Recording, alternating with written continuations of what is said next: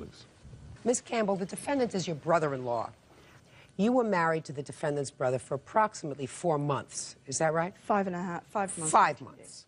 And you married him while he was hospitalized. No. Where did you marry him? We married at the VA chapel in San Francisco. He was not hospitalized at the time, but we wanted the nurses to be able to come even if they were on shift. All right. He was sick. Yes. And subsequently, he passed away 5 months later. It is your claim that the defendant, your late husband's brother, owes you for a plane ticket that you put on your credit card that would allow him to come and see his brother before he died. And 2, you say that he went into the apartment, yours and his brother's apartment, and took certain property after your husband died that you want back. And Mr. Campbell says that he was following his brother's instructions. Where did you meet your husband?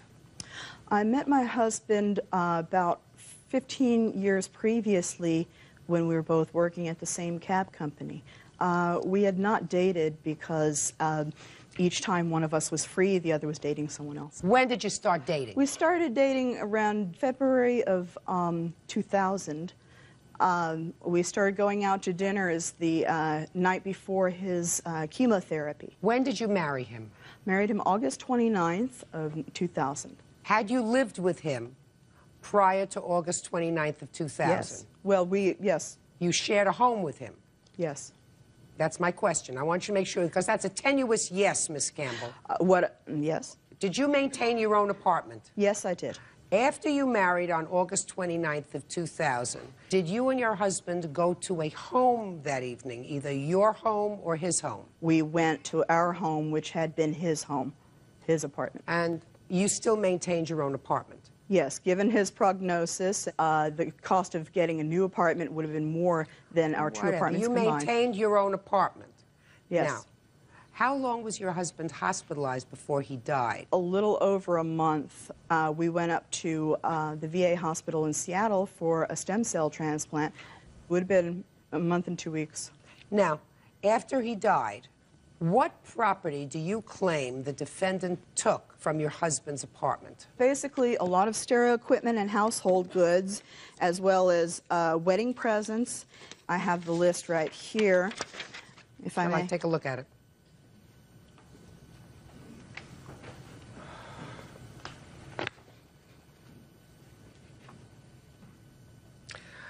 Okay.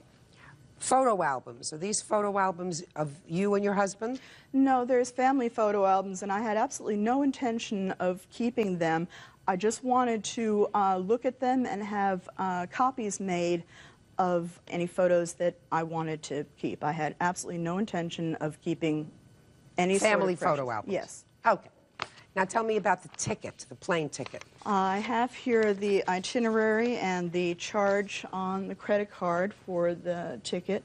How did the ticket come about? When the doctors told me that John's immediate prognosis was very poor, I called up both Fred and Lila, his sister, and asked them if they wanted to come to Seattle, say goodbye. And so Lila's husband made the reservations over the internet. I asked Fred if he had a credit card to put this on, and he didn't.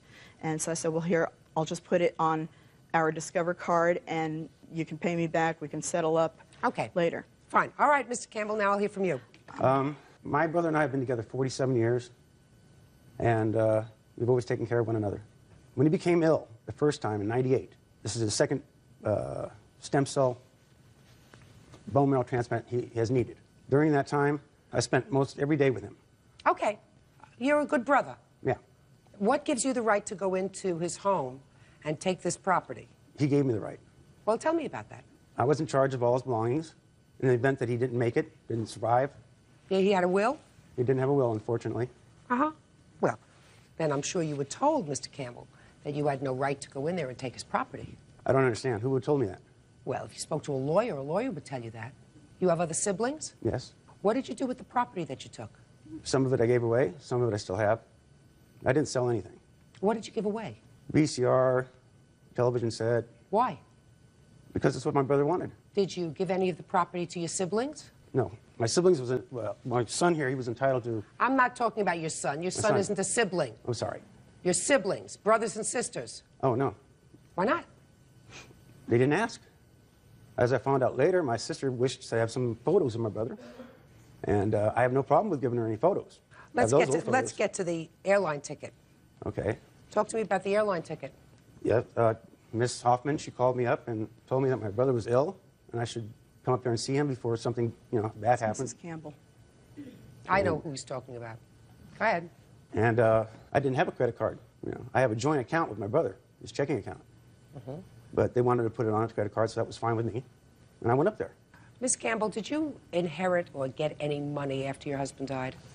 There was money in the checking account, which Fred and I put into a separate account so that it would not be frozen with probate. Once I arrived in San Francisco and went to the apartment and found that he had broken in, as soon as the banks opened, I removed that money from the joint account and put it in a separate account.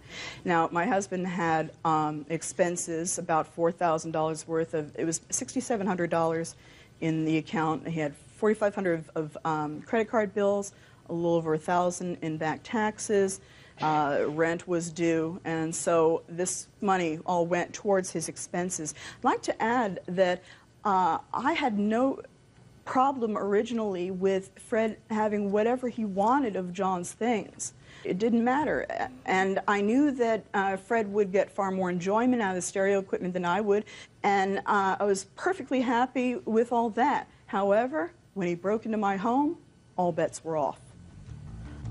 Judge Judy continues in a moment. There are some compromising photos. I'd like to have him return them so that I can burn them. He pawed through every single... He had no right to do that. Real cases, real people. Judge Judy. Tara Campbell says after her husband passed away, his brother, Fred Campbell, broke into her home and stole property. Fred. I think I kept about 3 cartons full of John's things, plus record albums. Fred left me with 9 linear feet of record albums and no turntable to play them on.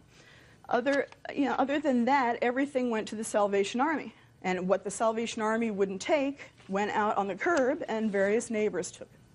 What I'd like to see come out of this is I'd like to see Fred temporarily send the photo albums to Lila, who he trusts. I would look at the photos. I would have copies made of the ones that I wanted, and then they could send it back to Fred. Also, there are some compromising photos of an ex-girlfriend of John's. See, when he came into my home, he pawed through every single He had drawer. no right to do that. And he took some compromising photos that, if it were me, I certainly wouldn't want floating around. I'd like to have him return them so that I can burn them, so that I can destroy them. I'd like reimbursal of the plane ticket and the return of my wedding presents, and compensation for what's not returnable, and reimbursement for court expenses. He doesn't know which presents are your wedding presents. Do you? Yes, I do. Which ones? What do you? A pair of crystal candle holders that were given... Do you have those? No, ma'am. Where are they? I don't have a clue. What else? A pair of little papier-mâché Japanese wish dolls, also another nurse gave them to us. Do you have those? I don't have those, no. Oh, well, you probably just threw them in a box. Those have emotional Okay. significance to me. Okay. He says he doesn't have them. I'd like to take issue with the fact that she keeps saying I broke into the apartment. When I Listen, let me explain something to you, Mr. Campbell. When someone dies without a will, their next heir is not one of their siblings if they have a wife. Do you understand that? I understand that. She is responsible, and she is entitled to go through her husband's things, whether the marriage was 4 months or 4 years or 40 years. And you went in there and helped yourself to whatever you wanted. You didn't share it with your siblings. You said, I was together with my brother for 47 years. Well, you weren't together with him for 47 years because you had to fly out to see him before he died, so you weren't there every day. Now, you may not like the fact that she was married to him for a short period of time, and in the short period of time, she shouldn't be entitled to anything. That may be in your head. However, that's not the law. The law is you went into her home after your brother died and took property that did not belong to you. So, say nothing else. So, the photo albums will be sent to the plaintiff within 5 days of today's date. Do you understand? Understood. I don't believe, madam, that all of this property adds up to what you're suing for. I do have a couple of receipts for the some of the stereo equipment. One of the problems was... Just a second. Yes, ma'am. And what do the receipts tell me? The receipts are for about $3,800 worth of stereo equipment. They were the only ones that I could reconstruct. Let me see. When John and I got married, I organized all his things, including his the manuals for all his stereo equipment, and I put the receipts with him. And John took those manuals when he took the other things. Listen to me. This stereo equipment is 12 years old. Well, it's 12 years old. That's it's certainly depreciated. Oh, of course. And absolutely. Of course. Okay. And frankly, Fred was going to have it anyhow. Okay. Photo albums, you will mail back to her, sir. Is that clear? That's very clear. Very good. As far as these off-color photographs, do you have them? No. He's not going to tell me if he has them or not, ma'am. Do you understand Unfortunately, that? yes. Do you understand yes, that? Yes, I do. Okay. And I doubt very much whether you're going to get back anything else from him. You understand yes. that, too? But he's going to pay you $2,500. Thank you, ma'am. Do you understand? You had no right to go in and help yourself. That's like being a scavenger, which is what you were. That's being a scavenger. Going in there and taking stuff without saying, listen, let's sit down like human beings.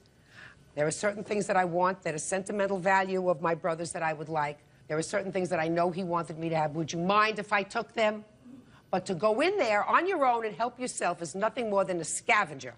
And that's wrong. That's all. Your Honor. That's it. Yes, ma'am. Parties are excused. You may step out.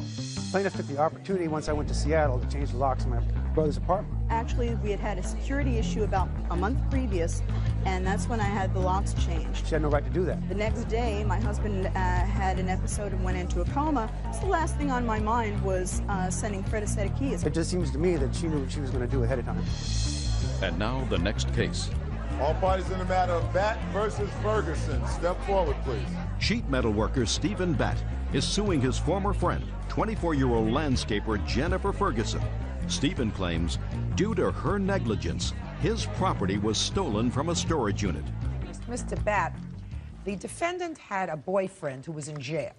This boyfriend who was in jail had a storage unit. You were moving from one place to another. The defendant was a friend of yours. You knew that she had this storage unit because she was paying the boyfriend's bills while he was in jail. So far, is that right? Yes.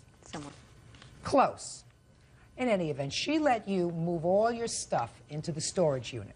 You weren't paying anything for it, right? Correct. I did offer. But you weren't paying anything Exactly. for it. You moved your life's property, all your belongings, your memorabilia, your pictures, everything went into the storage. And then at some point you found out that she let the storage go, and you're suing her for the value of all the property because evidently they just cut the lock and got rid of all the stuff in the storage unit, right? Yes. When did you put your stuff in her storage unit? November 28th, 29th. It was 2 days before I had to move out. The house closed. November 28th of 01. Is Yes. that right? Yeah. And from November 28th of 01 until what month was your property in the storage unit? It should have been there up until today. Okay, well, it's not there today, otherwise we wouldn't be here. True. In the month of December, did you go to the storage unit? No, I didn't. January? No. February? Yes. All right, so February of 02, you went to the storage unit. Yes. And what did you go there for? I went there to receive one box of personal stuff that had paperwork inside of the box that I needed. Who did you go there with? I went with my friend Dan. The storage unit had his stuff in there also, and we met the defendant. She had the key? Yes, she was the only one with the key. When did you call the defendant to tell her that you wanted to get your stuff out of storage? Actually, the night that we went to go in there to get my box, she had stated that she quit paying the storage payment and we needed to get our things completely out of there or switch it over into one of our names. Oh, good. So what did you do? I told her, okay. We did not have a truck that night to get all my stuff out. She told me to get a hold of her in a couple days and that we would get this resolved. I tried contacting her a couple days later.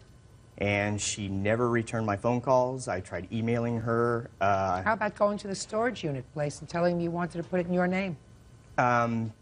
They wouldn't let me do that. They had to have the person there in order to do that. No, no. Did you go there? No. Go there and say to them, look, I have my property in this storage. I don't think that they're going to be paying for the storage unit anymore. I'm going to pay for it, you know, until we can resolve it. Your jacket's on my chair. You didn't say that. No, I didn't. Why not? Toothbrush by the sink. Basically, I was going on. It's crazy how you said that we think were going to get together and do staying this. more than you So think. she didn't. She had other things to do. So We take used care to of your own talk past property. midnight. According to you, Now we just $5,000 watch the worth of clock. property in But the storage unit. I couldn't even get. I'm to the holding gate. in I a did not have the gate landslide. closed or anything. You're ready at the door lock. Did you ever call the So I'll pull the Yes, I curtains did at one on point. us. Let the Not returning credits my roll phone in calls. my head. I did call. We had a hell of a run, but love can't live on. Almost said I fold the pictures, past She, again, promises, would not leave them in a phone calls. cardboard box. Mr. Back. This is me Go down to the storage choosing unit the place, the same place silence that has all the over things. begging you to stop. I have stuff in there. I am going to pay for this storage unit. They will accept your money. Pay for cash. They will accept your money. And I'm going to pay for the storage unit if it has fallen into delinquency until I can You're resolve laughing this through matter. your phone That's what you do if your stuff is there. at jokes I'll never She has hear. no obligation to make sure that your stuff I'm is standing in and she this told you in kitchen mid-February when your like a stuff was there to get it out, stranger right? in here. Fred? So, what do you want from me? You kiss me What out do you of want from me? habit. Somebody closed the unit. Eyes 1,000 they stopped miles paying for it, away. Your stuff's gone. When did you I find read the it like a contract? Your stuff is gone. warning, written in the Day way before you yesterday, stay. I went to the storage unit place. So I I'll asked pull them the to curtains on us, and let the told me at that credits time roll that in my head. We had a hell that we're not paid of a for, run, and we're but put up love auction. can't live on. Almost said I'll fold the pictures, pack the promises, leave them in a cardboard box.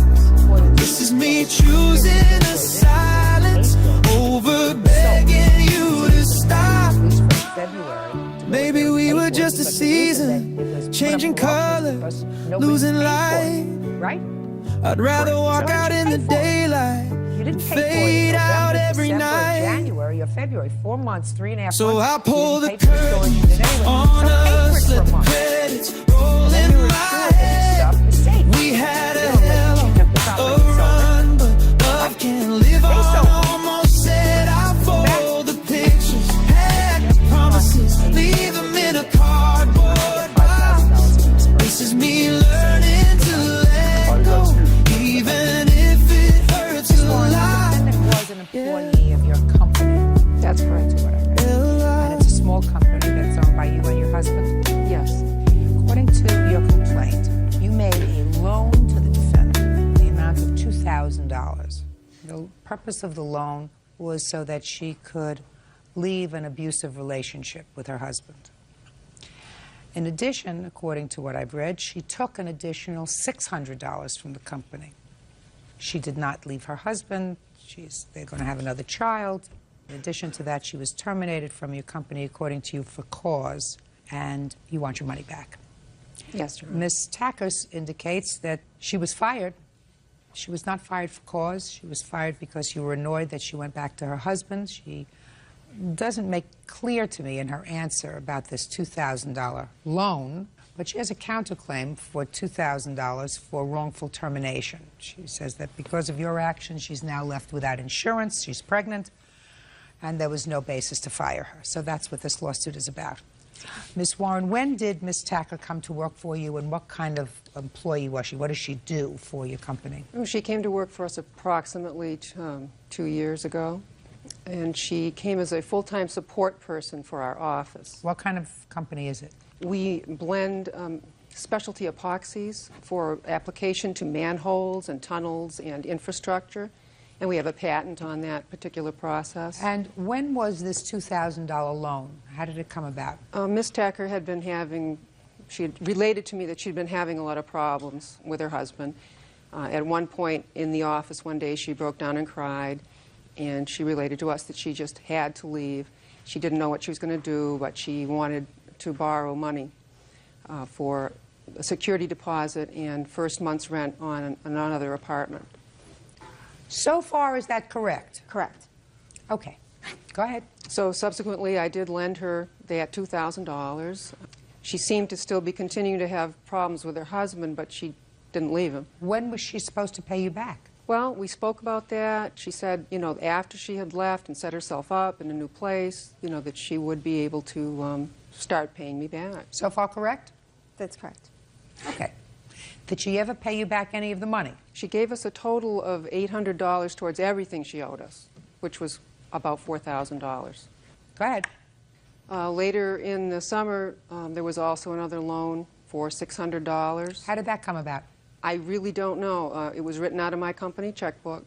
I wasn't there at the time, and I do not recall any conversation about what that money was for. Well, Ms. Tacker can tell me. In July, my husband had traveled to St. Louis to see his mother. She became very ill. My husband traveled a lot with the company and subsequently would use money out of our checking account.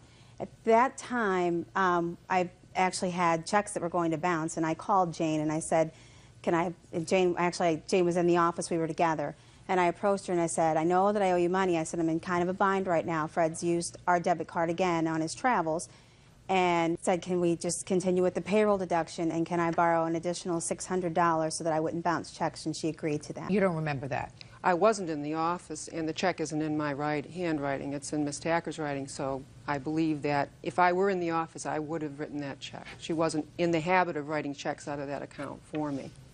So far, we have $2,600.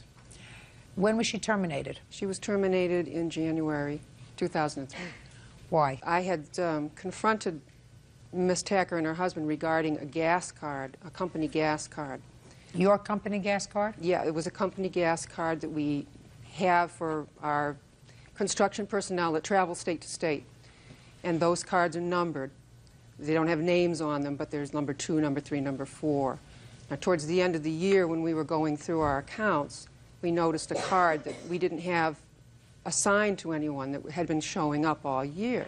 And when I looked at the charges on the card, they were all local charges. There was nothing out of state except maybe 2 charges. I think one was Michigan, one was St. Louis. They were all very local, and they were all very close to the residents of the Tackers. So I went in and I asked Mr. Tacker if he indeed had a company gas card, and he admitted that he did. Did he work for your company? Well, he worked for our company also, yes. What did he do for your company? Well, we had hired him to try to support my husband. Our company started to grow really big, and there was a lot of traveling involved for my husband. So you hired him before or after they started to have difficulty together? Before. Go ahead, Miss Warren. So when I confronted him, he said he had the gas card. He went to pull it out of his wallet, and he said, oh, I think Lisa has it. Asked her for the gas card. She handed it to him. He handed it to me. She didn't say anything. I asked Fred how he got the gas card. He really didn't have much of an answer for me about that. So you fired both of them? Yes. Judge Judy continues in a moment. An employer doesn't have to hang on to somebody that they don't like and that they don't trust. Is that right? Are you satisfied with me? I'm satisfied. Oh. Then you're absolutely right. Real cases, real people. Judge Judy. Jane Warren claims former employee Lisa Tacker owes for an unpaid loan so she could leave her husband. Jane says Lisa was fired for stealing from the company. Okay, Miss Tacker? Yes. I'm ready to hear you. First, about the $2,600 in loans. Basically, what Jane has said, the $2,000 I did borrow, my husband and I were having problems. I had anticipated leaving him. I did not leave my husband. We eventually ended up working things out. I did use the money for rent and bills, and then the $600, as I told you, I borrowed when my husband was in St. Louis. Mm-hmm. I was making payroll deductions every week. I had every intention of paying the money back that I owed. It was never... So you owe the money?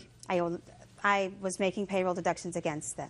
So at this point, as you stand here today, what is your defense to this $2,600 loan? My defense is I was making payments every week, payroll deductions. The story that Jane just gave about the reason Fred and I was fired is completely ludicrous. Fine. So she's entitled to her $2,600. You have no defense. Is that right? That's correct. That was easy. All right, let's get to your counterclaim. Your counterclaim is for $2,000 for wrongful termination. That's Go ahead. On January the 21st, incidentally, the gas card happened probably 2 months before Fred and I were both fired. Fred was working on a case.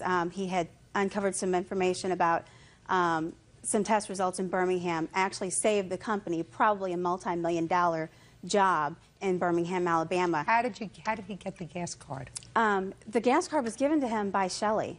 He did a lot of travel. Shelley is sitting right over there. You work for the company? I'm the bookkeeper. Step up here.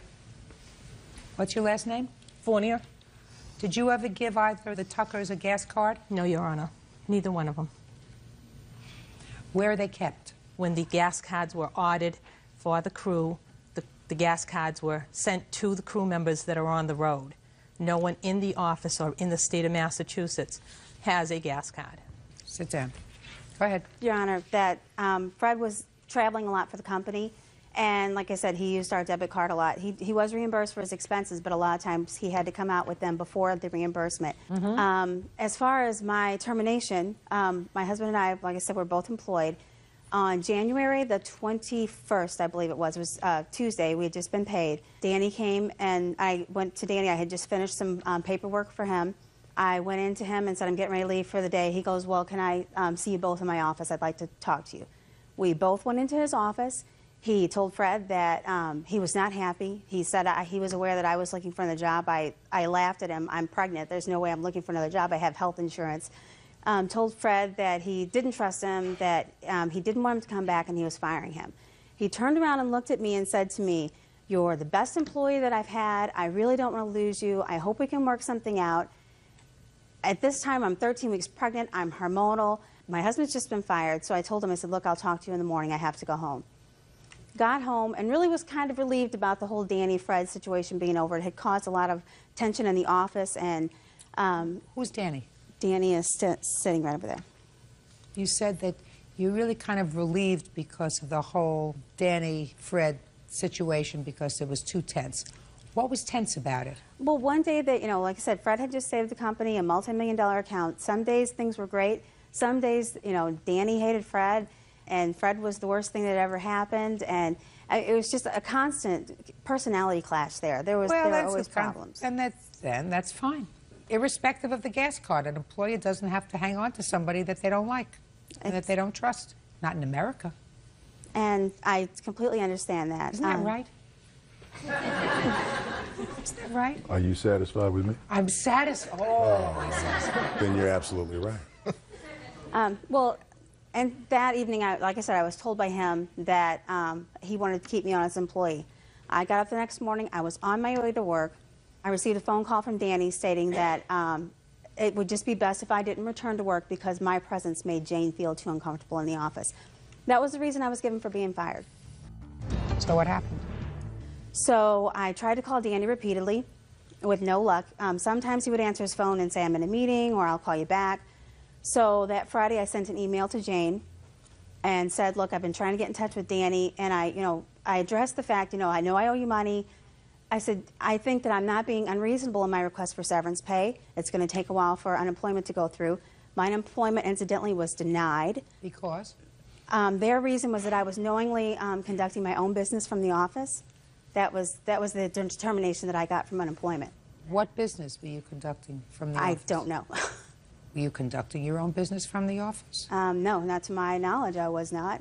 Well, you were the one who would know. What kind of business did, if any? I mean, I don't know if that's the reason. There are criminal charges pending, so I don't know if we can talk about it. Against whom? Against Mr. Tacker. What about her? She was involved, I think. Just give me the nature of the criminal charges that are pending against Mr. Tacker. Felony theft charges. About what? I found evidence that Mr. Tacker was formulating brochures for a company that he called Moist Tech, utilizing our epoxies and our technology and doing business for cash, coating people's basements. I found quite a bit of You have evidence of that? Yes, I do. And the epoxy was being stolen, actually, from our facility to do those basements. Let us assume, Mrs. Tacker, that there is some modicum of truth to what the plaintiff says with regard to your husband conducting any business outside of the company while utilizing at least in any measure, information that he garnered while he was working for the company, that's reason enough for Mrs. Warren to feel uncomfortable having you work in the office. Do you understand what I'm saying to you? Good. So your counterclaim's dismissed. And you owe her $2,600. Pay her. Judgment for the plaintiff. That's all. Thank you. Parties are excused. You may step out.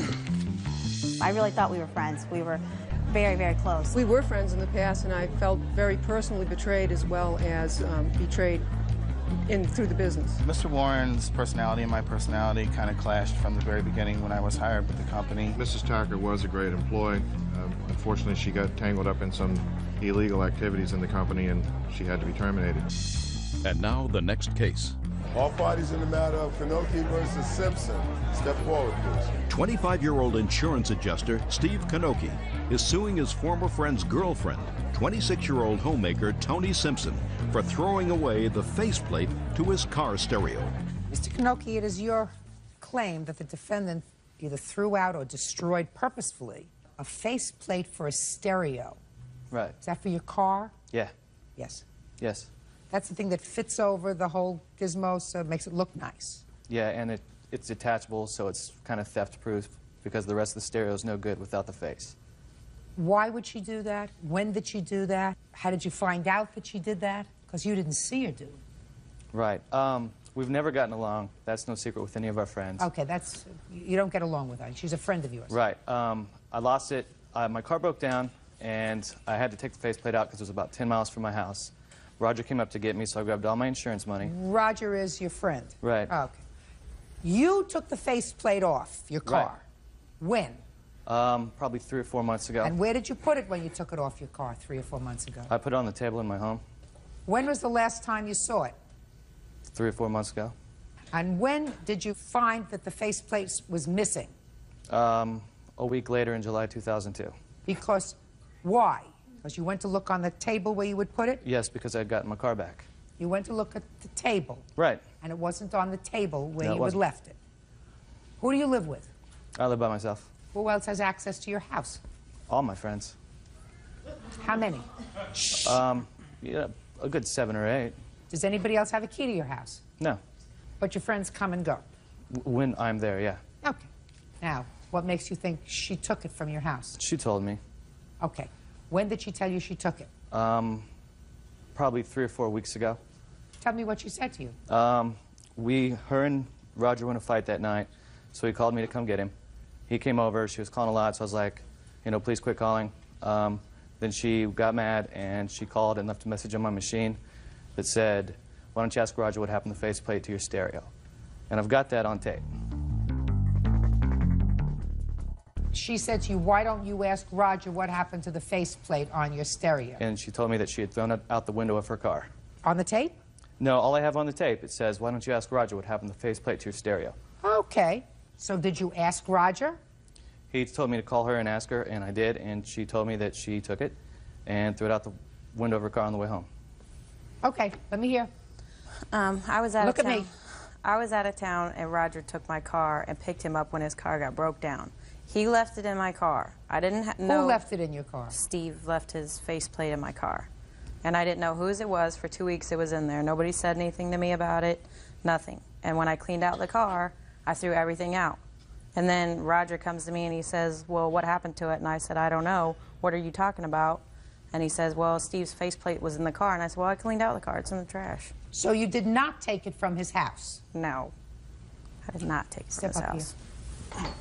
You are? Roger. Foreman. You went to pick him up when his car broke down? Correct. He took the faceplate off. Mm-hmm. You remember that? Mm-hmm. Had the faceplate in his hand. Mm-hmm. Where did you take him? I took him back to his house. Did you see at that time, or do you remember what he did with the faceplate? I remember me leaving that day, going home, and the faceplate was sitting in her console right next to her emergency brake. And me remembering that I need to give that, I need to give that back to her before, or back to him before it gets lost or stolen. So, and that was it. That was the last time I heard of it, until probably a couple weeks later when Steve had mentioned that it was missing. And I remembered that he had left it in my car, so of course I asked her what happened to it, because I knew she'd cleaned the car out and stuff, and I knew that they weren't always the best of friends, so just wanted to make sure that... So let me ask you this question. Is this something, how big is this faceplate? It's just a little by that, just a little thing. And if it was turned upside down, it's black on one side, so, and it just has a little slit in it. I don't know if she would have known what it was if she was cleaning out, so. She's not responsible for knowing what it is anyway. So it was after he asked where his faceplate was, you asked her, and she said, I don't know, I must have thrown it out. Yeah, because I knew she'd cleaned her car out, and I figured that the way things were between those two, that it probably had minimal chance of survival, so. And that's when I found out, and I didn't tell him about it, because I knew he'd be... He says you didn't leave it on your table, that you left it in the car. So what you're saying is that she came into your house and stole it from your house? That's exactly what I'm saying, yes. I don't, you can't establish that. I don't believe that. That she came in and stole one thing from your house and purposely threw it out. One piece of plastic from your house and purposely threw it out. I don't believe that. Sorry, case is dismissed. Parties are excused. You may step out. Mr. and Mrs. Thrasher, the defendants were house-sitting for you. I believe one of the defendants had done some house-sitting for you previously. Is that right? Which one had done house-sitting for you previously? Jennifer. And according to your complaint, a ring of yours turned up missing. Yes, ma'am. And it is your position that they are responsible for the loss/theft of that ring. Yes, ma'am. I didn't say they know nothing about your ring. How many times has Jennifer done house-sitting for you? Once for an extended period of time, approximately 2.5 years ago. And how long was that extended period of time? Well, 2 weeks while we were on vacation. 2 weeks is a long time. Yes, ma'am. So once for 2 weeks, and then? Well, and she and her sister have been friends of our family and our daughter since '96, so they've been at our house numerous times. Both of them? Both of them. Both with and without you being there? Yes, ma'am. All right. Where was this ring? In my jewelry box, in a drawer under the waterbed behind other papers. So well concealed? Yes, ma'am. Huh. And what else was in the jewelry box? Numerous other rings that I own, also rubies. And when did you discover it missing? Probably within a week or so after we got back, because A week or so? Approximately a week, ma'am, yes. Were any of the other rings missing from the jewelry box? No, ma'am. Aside from you and your husband, who else lives in the house? My daughter. And how old is your daughter? 20. Do you work? Yes, ma'am. Does your husband work? Yes, ma'am. Your daughter? She was in school, college at that time. But she lives at home and goes to college? Yes, ma'am. Does she ever have company?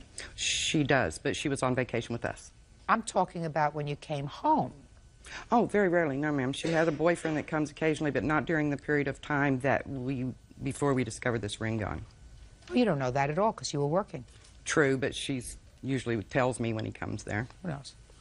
You tell me why you believe that a court could make a judgment by the required quantum of proof other than just guessing. Okay. Why these two people should be held responsible for the loss of your ring. Okay. Before we went on vacation, it was discussed that they were going to be sleeping in my daughter's room, and they were welcome to the food and to make themselves at home to some degree. And when we returned, it was obvious our bedroom had been slept in. There were candles from all over the house, all over the room. There were clothing. There was actually a used condom. And there were messages on our machine for 2 people that were not authorized to be there. What do you mean authorized to be there? Well, they weren't authorized to be staying there. Mm-hmm. You didn't know them? Yes, I do. It was Jennifer's sister and her boyfriend. Had you specifically said they were not to be there? No, not to be there, but they were not to stay. Stay there. Okay, yes, go ahead. And from the messages, it was obvious they had been staying there because they were receiving messages on our phone, and they also told us that at a later point in time. Because when we discovered that the ring was gone, we went to speak to her sister and the boyfriend and the other couple that we knew were there from them telling my daughter, and told them that the ring had disappeared while we were gone. I didn't particularly want to know who took it, but I wanted either the ring or the pawn ticket back. As long as it appeared at my house, I didn't want to go any further with it. They all denied having anything to do with it, but they did say they had been in our room for approximately a week. That was 2 of them. The other 2 said they had just visited. And they denied that they had taken it, and so I had no alternative, and I told them at the same time but to file a police report, which I did, And the police told me that a stolen ring and the limited budget in Oregon was really not something they were going to do. They would take the report, but they couldn't really do much about it. Can't do anything about it. You had no proof these people took it. Exactly, except that they were responsible for our home, and they did have other people there for periods of time staying in my home, and I feel that that makes them responsible for what goes on in that period of time. Ms. Thrasher, you're absolutely right. Your problem is that you did not discover the ring missing for at least a week to 10 days after you came back. That's because I didn't put it on. I'm sorry. That doesn't make any difference. And during that time, there were other people that had access to your home.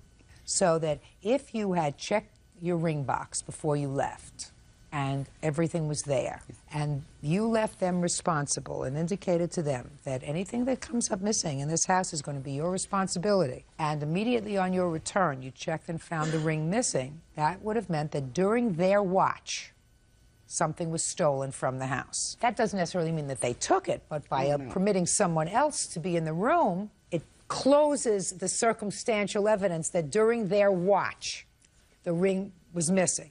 But you did not discover this ring missing until well after your return. And you and your husband are not in exclusive control of your home. Because you have a 20-year-old daughter who has friends, who has a boyfriend. You go to work, your husband goes to work. So it is possible that someone else was responsible for taking that ring. Possible. I also find it sort of odd that someone would take one ring and leave all of the other jewelry. I felt that probably they took one, and there are probably 9 in there, thinking that I wouldn't notice one, because I do have a lot of rings. Because if they'd taken all of them, obviously, there would have been a felony here. Jennifer, your sister and her boyfriend stayed over, and they slept in the Thrasher's bedroom? They slept in Evan's bedroom. We were the ones that slept in their bedroom. Well, you weren't supposed to sleep in their bedroom. They never said that we couldn't, and they actually said that we can use the room and their bathtub, because they have a jacuzzi tub. Weren't you supposed to stay in one of the children's rooms? They did not I would have felt more comfortable, but they said that we could. Were you under the impression, Jennifer, because so far I don't think that it's been established that you are responsible for the loss of this ring. Okay, got it? Did you believe that when they left, your sister and her boyfriend were welcome to stay over in the home with you? I did, because she has stated that me and my sister were always welcome over there. Always welcome over there does not necessarily mean living in. So what I'm asking is, I want you to be honest with me. Okay. First of all, did you tell Mr. and Mrs. Thrasher when they came home that your sister had stayed in the home? No, I did not. Did they call up during the course of their vacation to check on things? Yes. Did you tell them that everything is fine, my sister and her boyfriend are staying here? No, I did not. And you didn't tell them because you didn't want any difficulty? Exactly. So you knew they weren't supposed to be there? I didn't know that they weren't supposed to be there. Do you understand how you answered my last 2 questions? You didn't tell them that your sister and the boyfriend was staying over, either when they called or when they came home, because you knew that they would not be happy about that. Right. So if you knew they wouldn't be happy about it, you knew they weren't supposed to be there. Correct. Wait, this is like shooting fish in a barrel. I feel the same way. So what's supposed to happen is, listen. Sorry. I'm very sorry. Judge Judy continues in a moment. You're her boyfriend? You're going to be gone soon. Probability of you lasting more than another few months in a relationship is practically 0. And later today... All I have is a paper showing from my computer that every time I paid her. Is that true, sir? That every time you got paid, you gave her money? Yes, it was. Is that right? No, it's not. And we didn't even have a computer then, so I don't know what he's talking about. But no, yes, we did not. Real cases, real people. Judge Judy. Tony and Thomas Thrasher claim while they were on vacation, former friends Jennifer Page and her boyfriend Chris Clark house sat. The Thrashers say when they returned, a $500 ring was missing. She's been a friend of the family since 1996. How long have you known her? I've known Jen now for over a year. Okay. You're her boyfriend? You're going to be gone soon. In the scheme of things, you're going to be gone soon. probability of you lasting more than another few months in a relationship is practically zero. If I saw her this time next year, you wouldn't be around. You understand? She's known them for 6 years. She's a friend of their daughter's. So if you did anything to subvert their friendship, you ought to be ashamed of yourself. I don't know whether you did or not. I don't know whether you did or not. I'm not accusing you of anything. Far be it from me to accuse you of anything. But don't contribute anything to this conversation, because you, sir, as far as I'm concerned, are irrelevant to their relationship, because you're going to be gone. She doesn't know that yet. I know it. And anyway, Mr. and Mrs. Thrasher, you cannot establish with the degree of certainty that this court requires that either one of them are responsible for the loss of your ring. I'm sorry that you lost your ring, but you have others. Case dismissed. Parties are excused. You may step out. They were responsible for the house and other people were allowed in there. She had said that there's a ring missing. They knew nothing about it. And asked if I knew anything about it. I said I had no idea. So somebody in that group, it felt like, took it. I've even confronted the other people that stayed in there twice. Figured we had to try, you know, nothing ventured, nothing gained. And I have no idea. I didn't accuse them of taking the ring or anything. I hope we can still be friends. I just feel like I can't be trusted by them anymore. And now the next case. All parties in the matter of Spry versus Sussex. Step forward, please. Factory worker Deborah Spry is suing her daughter's ex-fiancé, 23-year-old factory worker Matthew Sussex, for an unpaid loan to pay bills. Matthew says Deborah's daughter Jamie owes for half. Mrs. Spry, the defendant is your daughter's former boyfriend. Yes. According to your complaint, you made a loan to him. Claim he still owes you about $3,000 on that loan. That's correct. What I gather is that this loan was made to the defendant at a time that the defendant and your daughter were living together. Right. And they have 2 children. Yes. Is this your daughter? Yes. Just stand up, please. Tell me your first name. Jamie. How long were you living with Mr. Sussex? Probably about 4 years. And how old are your children? 4 and 2. And when did you start living with him? When I was about 16.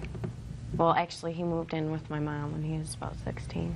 His parents moved away. How long were you living with him away from your mother's house? Probably about 3. Now, it was your daughter and Mr. Sussex who came to you about this loan. Is that right? Yes.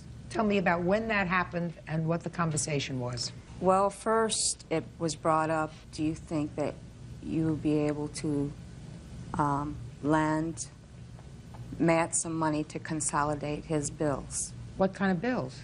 That would be the first question Mother would ask. Well, I guess I was naive enough to not ask that question, but I thought that he was a good provider at the time. And Miss Spry, your daughter is living with him. Now, they're not married, but they're living as a family. They have 2 children. Normal conversation would be, we've gotten behind in some of our bills. Could you lend us some money to catch up on our bills? I mean, I can't understand why your daughter would think that these are just his bills if she's living there with 2 children. well, she was pregnant at the time that they had moved in my house. They had lived with her dad before that. I'm not talking about that. I'm talking about, Miss Spry, you're not going to get me off the track. You understand where I'm going. I'm trying to figure out whether this loan was made to your daughter and to the defendant, or whether it was just made to the defendant. What I'm talking about is at the time that you gave them the money, and how much did you give them? I give them $4,000. Okay. The time that you gave them the money, were you giving this money to them as a couple? Well, I guess I was, because they were planning on getting married this year in June, actually. Fine. Okay. So you wrote out a check for $4,000, and you took the check, sir, and deposited it? Yes, I did. Okay. And what bills did you pay with that $4,000? Got caught up on my house payments and my car payments. What else? I had some doctor bills. What kind of doctor bills? I was in the hospital for kidney stones. And what kind of doctor bill was that? There was a $1,100 one and a $580 one. So your medical bills were around $1,700? Yeah, that's about right. But those were your medical bills? Yes, it was. Okay. And did you pay those off with this $4,000? I paid most of it off, yes. I didn't pay all of it, no. What else did you pay off? that was basically about all I paid off with it. So far, is that right, Jamie? Yes and no. He agreed to pay for a bill that had both of our names on it, and it was for a credit card. And he told me he was going to pay it off and never did. I'm still getting bills for it now. It's in collection. It's up to $1,000 now. So. And that's on both your names? Yes. Yes, go ahead. That credit card was only in her name. I was just on the card. I was just a second name on the card. Did you use the card? Yes, we both used the card. Okay. But the reason I didn't pay that card off was because me and her also went and spent money for clothes. She spent almost $500 of it on clothes. Listen, two people decide to live together, raise a family, and do not believe that having children together is a commitment because they don't want to get married because marriage is too much of a commitment. So you have children together, and then you have that non-commitment. That I don't understand. So I'm not getting into, you know, she bought herself a pair of slacks and you bought yourself a shirt, and she bought herself 2 pairs of shoes. I have no time for that, nor the patience. I want to know, between the time this loan was taken and today, how much money has been paid back on it? The total of $855 has been paid on the loan. Okay. And J. Marie told me that she's paid $300 of it herself. Oh. And how much can you support that you paid her? Well, I had put it on my computer every time I paid, and to my recollection, Jamie never paid any of that money. How much did you pay? I told it up. It was $21.60. Really? Mm-hmm. Well, do you have the dates when you paid that money? Not the exact dates, but every time I paid her $60 every 2 weeks, and then after a little while, she wanted more money, so I was paying her $100 every 2 weeks. Did you pay her by check or cash? Cash. And you don't have the dates? No, exactly. Well, how am I supposed to figure that out? All I have is a paper showing from my computer that every time I paid her. No, you have a computer showing every time you got paid. Well, and you, right? Yeah. So you went back and you figured out when you got paid, and you say, every time I got paid, I gave her money. Yes. Is that true, sir? That every time you got paid, you gave her money? Yes, it was. Is that right? No, it's not. And we didn't even have a computer then, so I don't know what Yes, he's we talking did. about. No, Yes, we did we not. did. No, doesn't sound right, Mr. Sussex. However, Ms. Spry, let me tell you this. I believe that you lent both of these children money. You lent them money as a couple. It becomes my task to try to weed out what money was for joint stuff and what money was for individual stuff. And I'm going to just estimate that what's been paid back so far is $1,000, leaving a balance of $3,000. And I'm going to assume that $1,000 that was in fact paid back was for joint bills. Joint house payment, joint car payment, joint credit card payment, joint. Clearly, $1,700 of that $4,000 belongs to him, because those are his medical bills. So of the $3,000 that's left, he owes $1,700 so far, leaving $1,300 left. One half of $1,300 is $650, because half of it is attributed to your daughter, because she should be paying back half of this joint loan that you gave them. You did not give it to him, you gave it to them. That's another $650. That's $2,350. That's what you owe her. That takes care of your half of the joint bills and $1,700 of your own personal medical bills. Judgment for the plaintiff in that amount. That's all. Miss Malloy, the defendant was your boyfriend, and according to your complaint, the two of you leased an apartment together, and you lived together for a short period of time, when, due to some acrimony in the home, you decided to move out. Yes. Your claim is twofold. The first part of your claim is that while you were still in the relationship, the defendant's father became ill in Hawaii, and you loaned him the money for a plane ticket to go and say goodbye to him before he died. Yes. You went to see your father. Your father was dying of cancer, I gather. Is that right? Correct.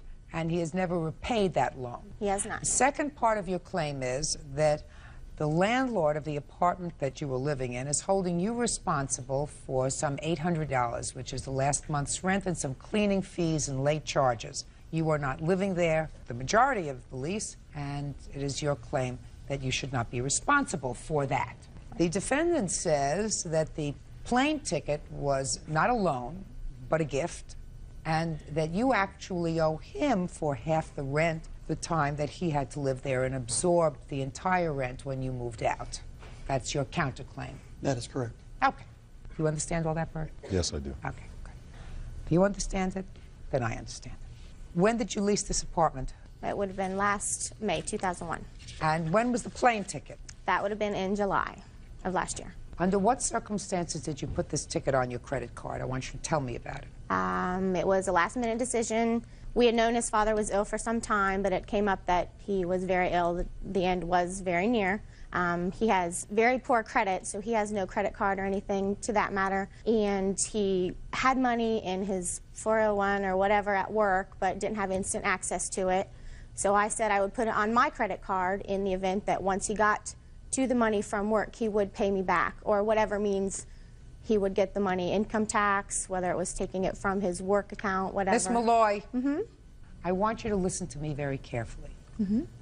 I don't want you to embellish this story for me, because if you embellish the story, then I don't believe anything you say. Do you understand? Okay. I don't think that I am, but yes, okay. you are. Yes, you are. Okay. Because if you're living with someone, sleeping with them, sharing a bed, and their parent is dying, he may say, I want to go. I don't have a credit card. Can you put it on your card? And you say yes. I will. With the full expectation that he's going to pay you back. But if you think for 1 minute that I believe that he said to you, put it on your credit card and either I'll pay you back from my 401k or when I get my taxes, I'll pay you back. I'll pay you back when I work overtime. That's something that doesn't transpire. Do you understand when I say embellishing? That's what you just did. You embellished. So don't embellish. If you don't remember, say I don't remember. I will make a judgment as to whether or not he's going to return the money to you. But don't embellish. Okay. Good. You want to start again? He knew that his father was dying. He couldn't get to any money. Now let me hear it. So I said I'd put it on my credit card in the event he would pay me back. What do you mean, in the event that he would pay you back? I don't understand what It wasn't going to be like tomorrow or the next day. It would be when he got access to the money. Well, go ahead. Let me hear your version of the plane ticket. Okay. As she stated... Make sure I hear everything. Don't embellish. Yes, ma'am.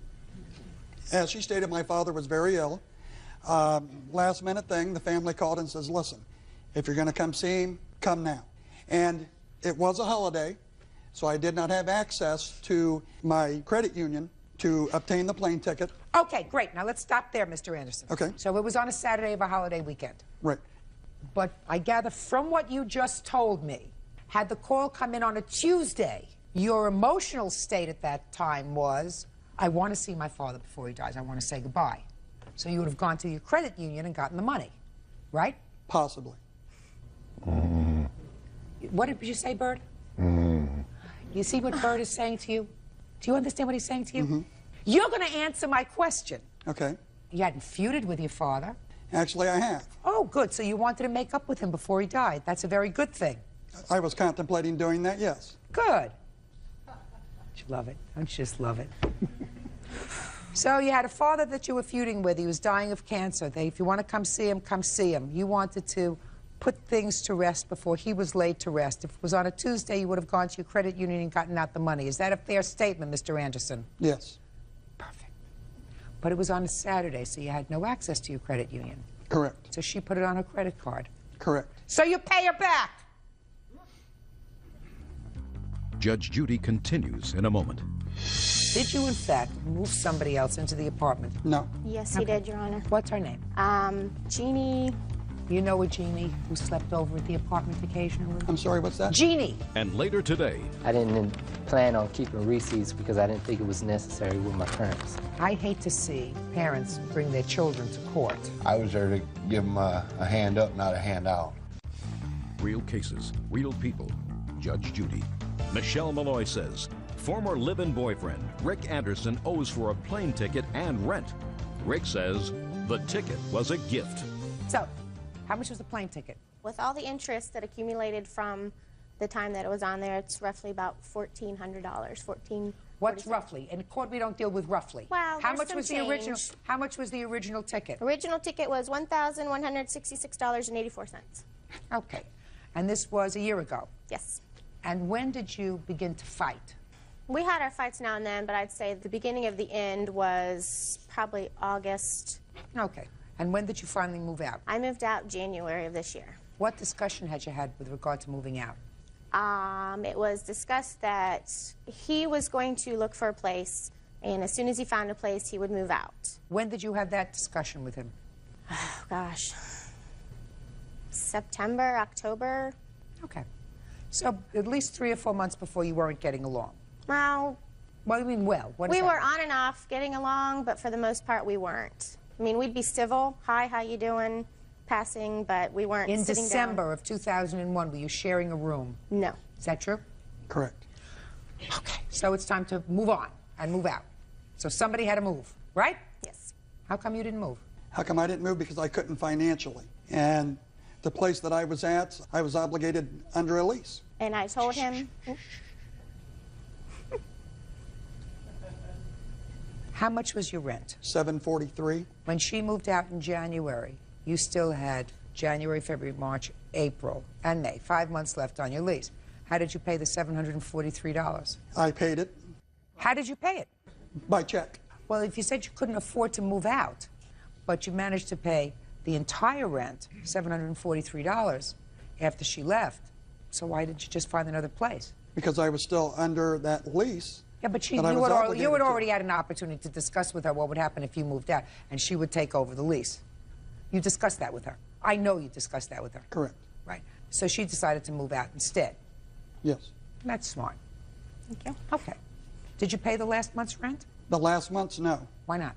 Because, once again, with moving, with security deposit, all of that on a new place, I didn't have enough money to pay the last month's rent, plus my new expenses at my new place.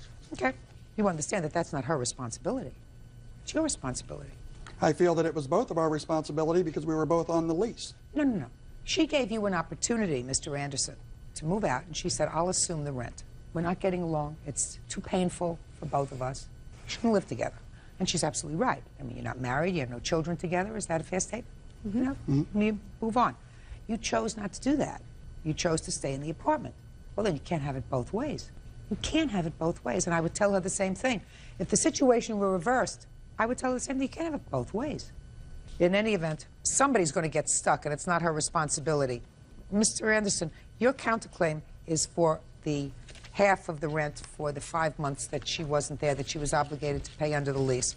Did you move anybody else in there? I was going to, Your Honor. No, going to is not my question, Mr. Anderson. Did you, in fact, move somebody else into the apartment at any time, whether they paid rent or not, after the plaintiff moved out? No. Yes, he did, Your Honor. Tell me about it. It was his brother's sister. She did live there. I'm not exactly sure the extent of time she lived there, and from what I understand, she wasn't there a lot because of her work schedule when she was living, she stayed at her boyfriend's house. What's her name? Jeannie. I'd have to go. You know a Jeannie who slept over at the apartment occasionally? I'm sorry, what's that? Jeannie. Jeannie is a relative of mine, yes. She was going to move in. She had started to move things in and then chose not to because she chose to live with her boyfriend, but yet I still allowed her to store some of her items at the house. Where did she store her items? She had things in the basement, she had some things in the garage, plus she had things in the extra room that was now there. What do you mean the extra room that was now there? What does that mean? There was an empty bedroom. The one that she had slept in? Correct. And what did she store in that bedroom? She had boxes, she had china from her divorce. I mean, just boxes of things. I'm not sure what all she had. There was a bed in there as well. Okay. He had a roommate that didn't pay rent. Actually... He had a bunch of boxes that didn't pay rent, according to him. Doesn't have anything to do with you. His counterclaim is dismissed. He chose to substitute somebody else's furniture and miscellaneous items for having you live there. He chose to do that gratuitously. That's his problem. In any event, I don't think you're responsible for the half the rent anyway. But he is responsible for the plane ticket, which I am roughly calculating with interest at $1,300, and he's responsible for the $800 that you're getting done for. That, I believe, is $2,100 if my math is correct. Is that right, Bert? Absolutely right. And for that, I am issuing a judgment in favor of the plaintiff. Thank you very much. That's all your counterclaims dismissed, Mr. Anderson. Thank you, Your Honor. Excused, you may step out. It's very upsetting, but I'm happy with the decision. It's not the verdict I was looking for. He said, I'll pay you back, I'll pay you back. There was no mention of paying back. It's been over a year and I haven't seen any money. We were in a relationship, and, you know, people do things for each other. Never loan anybody any money, ever. And now the next case. All parties in the matter of De Lunas versus De Lunas. Step forward, please. Factory worker Michael DeLunas Sr. and his wife Lori are suing Michael's son, 21-year-old shipping clerk Michael DeLunas Jr. for the unpaid balance on a car. Mr. and Mrs. DeLunas, the defendant is your son, sir, and your stepson. Is that right? Yes, ma'am. And you claim that he owes you for car-related loans. He paid you some money, but according to you, he still owes you some money. Is that right? Yes, ma'am. Okay. Defendant said he has paid all that he owes you. So let's see. When was the first loan and what for? The first inquiry was around March. It was for getting his car out of impound. A friend of his borrowed it, and the wheel fell off, and they towed it. Okay, so it was to get his car out of impound. And how much was it to get the car out of impound? Charge for impound was $415, and the repair service was $85.28. Great, $500. So far you agree with that, is that Yes, right, sir? ma'am. Okay, what happened after the car got out of impound? Well, we took it back to my property where we were staying, and he started to move and live with me then. And it was beyond being fixed, I mean, within reason. So my wife went to the bank to make a cash withdrawal for $2,800 or something to buy him a new car so he could have a way back and forth to get to work. He was a little reluctant to put a lot of money into that car because he claimed it used a lot of gas, and he wanted something with better gas mileage. So tell me about the discussion that you had with him with regard to this new car. Well, a lot of the discussions took place between he and I. It was basically, we would do whatever necessary to help him get on his feet. That included paying his one aunt off on the original car that was impounded. He owed her 2 payments left on that, total of $400. And did you pay those off? Yes, we have a statement also. For her Is that bank right? account. They paid those Yes, off? ma'am. Okay, and what else? When we originally went and bought this other used car, we had to take it to get it inspected, and it needed approximately $800 to $1,000 worth of work in order for it to pass inspection. How much was the car in total? How much did you pay for it without the repairs? It was around, what, $1,500, something, $1,500, right? $1,600. $1,500. And whose name was the car in? It was in my son's name. Is that right? Yes, ma'am. And how much was the repair work? Let's see, 700, there's a charge for $733.10, and also $326.50. Now, what was the arrangement that you had with him with regard to paying you back this money? Basically that he would stay with us so that he doesn't have any other bills. You know, if he stayed with someone or had an apartment of his own, he wouldn't be able to pay us off as quick as we would like. So the agreement was that he would stay with us and pay us so that the loan would be paid off in like 6 months or less. Okay, so far is that right? Yes, ma'am.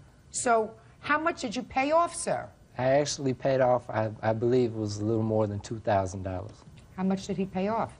He paid us approximately $1,000 of the total. Did you keep a record, sir? No, ma'am. Why not?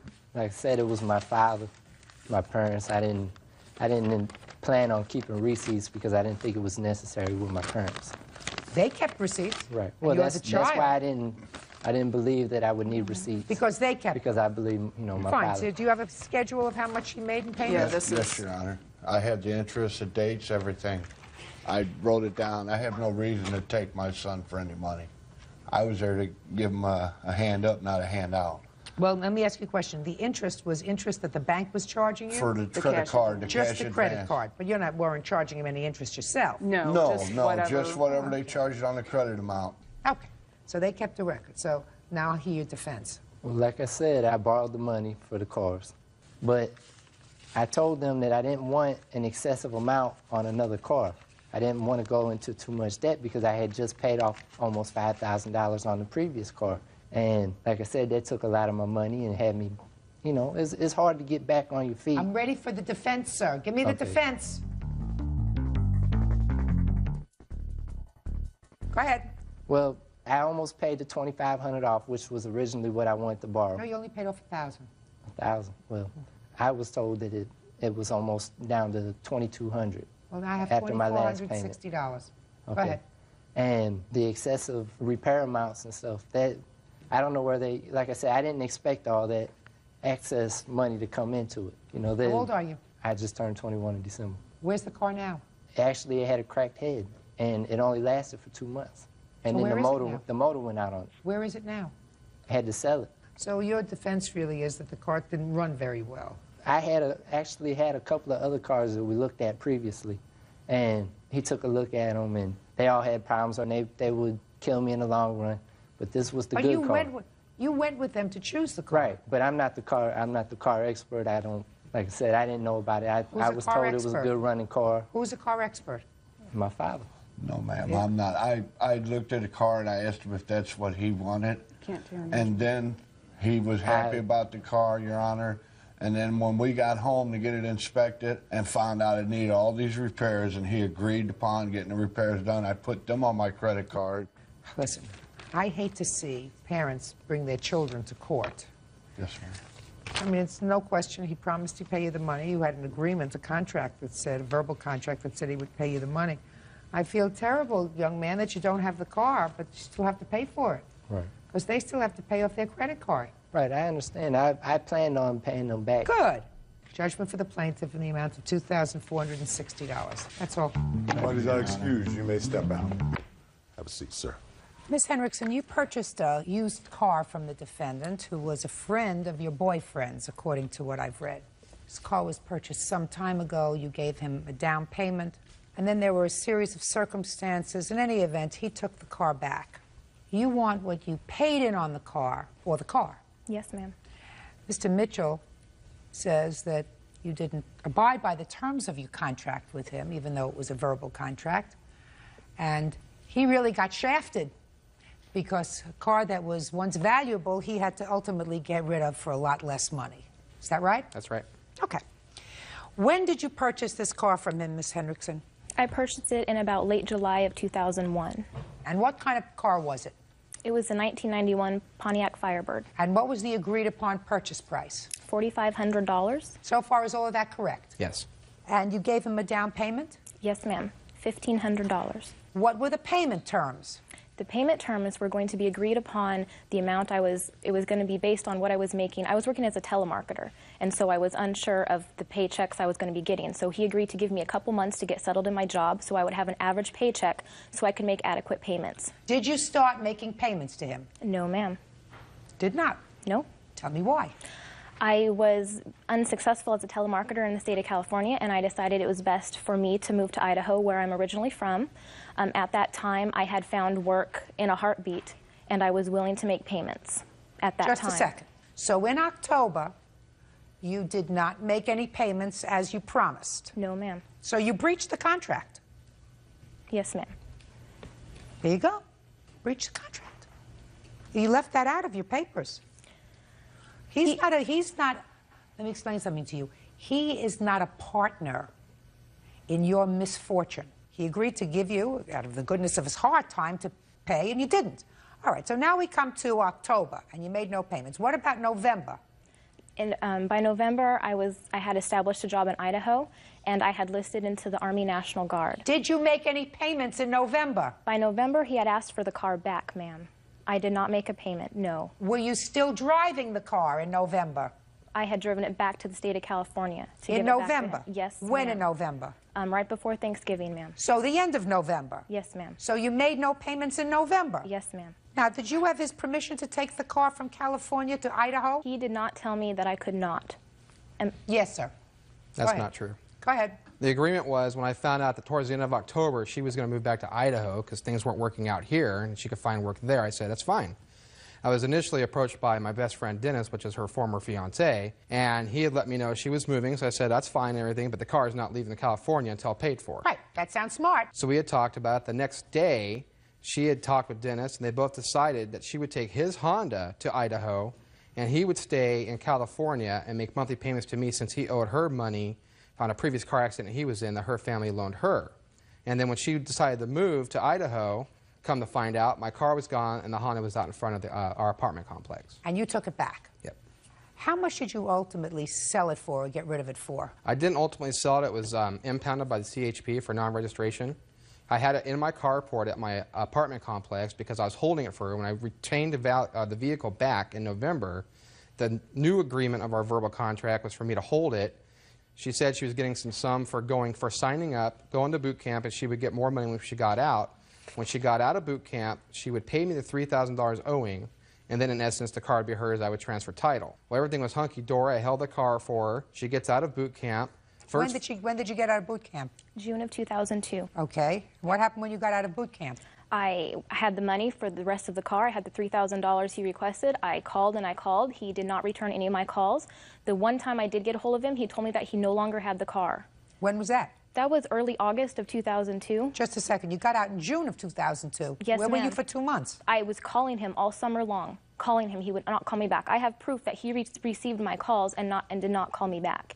The one time I got a hold of him. Is that right? And the phone calls, yes, but her explanation, no. Go ahead. Let me hear. Her explanations, as far as her calling me, yes, those were more on a social event of getting together and whatnot. When she got out of boot camp, I didn't get any phone call from her other than stating that she didn't want the car anymore because her dad felt that the car was not valued for what I wanted it for, and that she just wanted her $1,500 back. Ms. Hendrickson. Yes.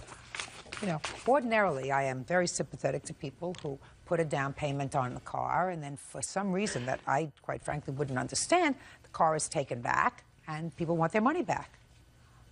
You drove his car for 5 months. Yes, I did. You drove his car, you put mileage on his car, you drove from California to Idaho, from Idaho back to California. You drove it when you were there and you expect your $1,500 back after you had his car for 5 months, which would be the equivalent of about $300 a month. If you rented a car, could you rent a car for $300 a month? No. Why do you think that you're entitled to any money back? Especially since you breached the agreement. Jamie and I had an understanding agreement. We were, all three of us, with Dennis included, were a very tight-knit group. Well, you're not tight-knit anymore. Now it's business. Now it's business. Why do you think it's fair? Let's talk about equity. Why do you think it's fair for him to be out of car and for you, because of your problems, to expect him to give you your money back when you had exclusive use of his car for 5 months? Even taking it out of state. Put your hand down. Who needs you? You're the boyfriend. Or the ex-boyfriend? I'm her ex-fiancé. Good. You're the one who didn't have the guts to tell her not to take the car out of California. Are you the same one? Yes, ma'am. Go ahead. Jamie and Dennis did a lot of talking, and I was left out of it a lot. I'm talking about the basic agreement, Ms. Hendrickson. The basic agreement was $1,500 down. I'm going to be a nice guy, give you 2 months to get your finances in order before you have to start making payments on the rest. 2 months came and went, you made no payment. 3 months came and went, you made no payment, and you took the car out of state against his wishes. 3 months, no payments. 4 months, no payments. 5 months, no payments. You bring the car back, you say to him, listen, by the way, hold the car for me, I'm going to boot camp. He's not your father. What? No, ma'am, I did not tell him to hold the car for me. The agreement was, when I took the car back to him around Thanksgiving, I said, if you are willing to find somebody to pay you full amount for what you asked for the car, I will understand that. You can get the cash, full amount. Including your $1,500 down payment? Including my $1,500 You're not down entitled to that, madam. What makes you think you are entitled to a free ride with his car for 5 months? I don't know, ma'am. There is no reason that you're entitled to a free ride with his car for 5 months. That's stupid. Your case is dismissed. Goodbye. Parties are excused. You may step out. He took the car out from underneath me, point blank. The car leaving state, coming back, holding the car, I was just really taken advantage of, and it wasn't shown that way. He knew why I wasn't making payments, and he agreed to work with me, and now he's saying that all of a sudden he wasn't. The car came between friends, and it's really sad that we had to come to a court and lose friendship over a car. We are no longer friends at all, none of us. And now the next case. All parties in the matter of Brennan Brown versus Perkins. Step forward. Cook Michelle Brannon and her daughter, 19-year-old receptionist Heather Brown, are suing Heather's ex-boyfriend, 30-year-old automotive technician Dan Perkins, for the cost of a car. This is your ex-boyfriend? Yes. Who you met in a chat room or something on the Something internet, like that, and is also your ex-mechanic. Yes. Your daughter, your ex-boyfriend / ex-mechanic. according to your complaint, Mrs. Brown, you had a car. It's a 1988 Dodge Daytona. Yes, ma'am. That needed some repair work. The defendant said, I can do that work. Took the car, gave you an estimate, you paid him some money. You want your car back? They broke up. He says the car got hit by a drunk driver somehow, and he doesn't have it anymore. That's basically it. You don't have the car anymore. I do have the car, Oh, you Your do? Honor. Oh, Yes, you I do? do, and it is ready. It's been ready. Really? Oh, great. Yes. Oh, terrific. That's even better. I thought it got hit by some driver. It has been hit by a drunk driver, Your Honor. That's what I thought. I didn't think that I was I making have that the up. police report. Okay. On what date did you give him the car? I believe it was May 2nd, Your Honor. And at that time, the two of you were still dating? Yes. Good. Did you get an estimate on what it would cost to fix it? Eventually, he gave me an estimate of approximately $600 for the repairs at that time. Okay. And when was that? That was about 2 weeks after he had taken the car. So far, Mr. Perkins, is that about right? So far. How long did he say it would take to fix the car?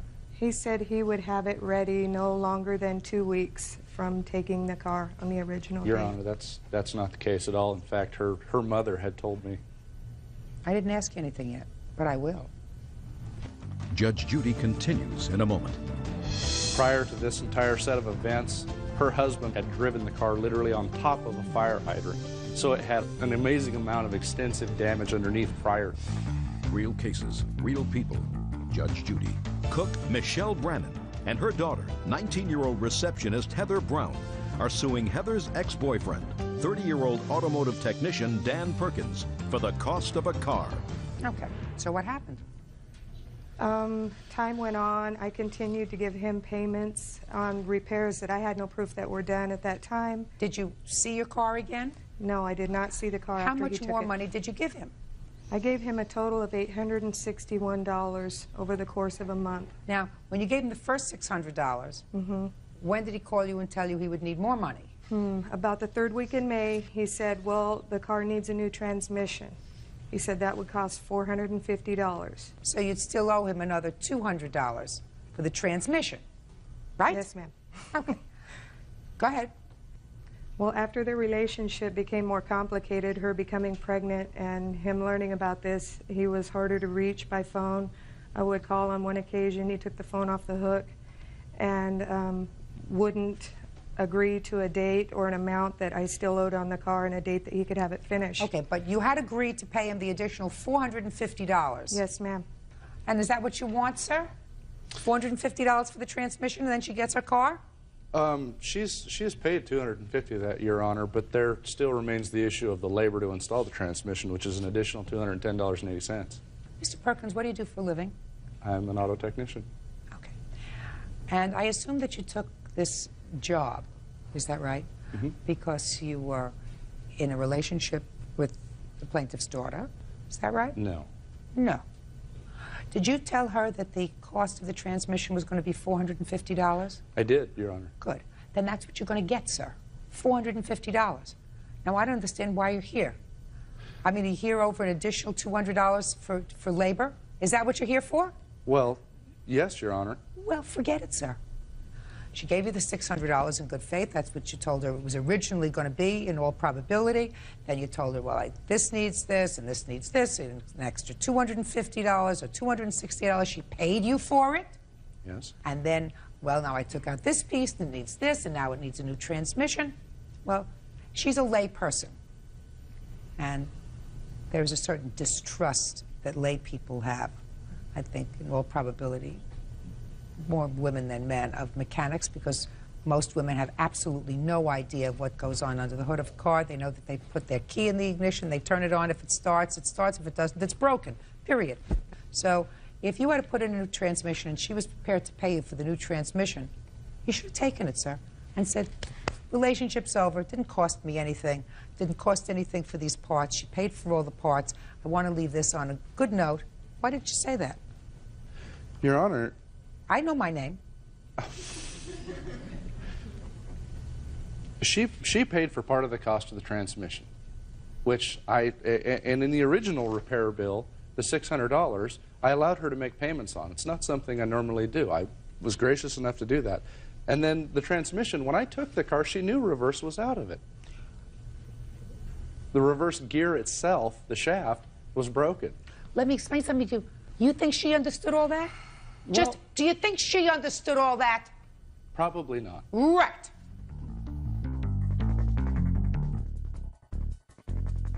Now, what's wrong with the car? Now? Yeah. Nothing. The new transmission's been installed. Now, but you said it was hit by some have the drunk driver accident someplace. report as well. Yeah, there was a drunk driver that hit my roommate's car and pushed it into her car. In front of his home. And? I had the car in storage because, legally speaking, if she were to come and had an extra set of keys, she could take it from the front of my shop. Right. Then you sue her. Right. Listen to me. What you're doing is you're putting a mechanic's lien on the car. Mm-hmm. Is that right? Yes. Did you file a mechanic's lien? No. You didn't do anything. You did a de facto mechanic's lien on the car. You can't have your car until you give me the money. Right. Is that right? You put it in storage, but at some point you took it out of storage. To take it back to the shop, yes. Why? Because to go back to the shop, then I would have it there for her to come down and pay the bill. How long did you have it in storage? Oh, about a week and a half. Where? The storage is about 2 miles from my home. It's just a little independent storage site, fenced in. Uh-huh. Now, then you took it back and you put it in front of your house. Well, yes, I had got it the evening Well, yes, you before put I it in had front gone of your to work. house, and somebody pushed one car in front of your house into her car. Is there any damage, body damage to her car? Yes. You get nothing. You get Zippo. Because if you chose to do that, then you had an obligation, Mr. Perkins, to safeguard her car until you got it back to her, to a situation where she had possession of her car. If you chose not to do that and park it in front of your house and somebody hit your roommate's car, which then went into her car, you're responsible for her damage. Can I see photographs of the car, please, and the damage to the car? We attempted to get those photos, and the police department sent the wrong photos, Your Honor. Well, you don't know but you don't know the extent of the damage. There is an estimate on the police report. Let me see it. Here. Here's the estimate, and here's the police report if you want that.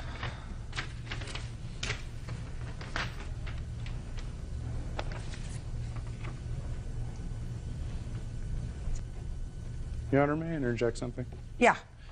What hasn't been said here is that prior to this entire set of events, her husband had driven the car literally on top of a fire hydrant. So it had an amazing amount of extensive damage underneath prior to this. Let me ask you this question, sir. You know about the damage that was caused to the car when your roommate's car hit it? Yes, yes, I do. Where was it damaged? It was damaged in the rear. The bumper was bent and the two taillights were broke out. Is that something that you can fix? Certainly, Your Honor, it is. And you can fix it in how long? On that particular car, it'd take about 2.5 weeks with what I'm booked up with right now. No, I don't care what you booked up with. Whatever you booked up with, you're going to put on a shelf. How long will it take to pull out the bumper and to fix the lights?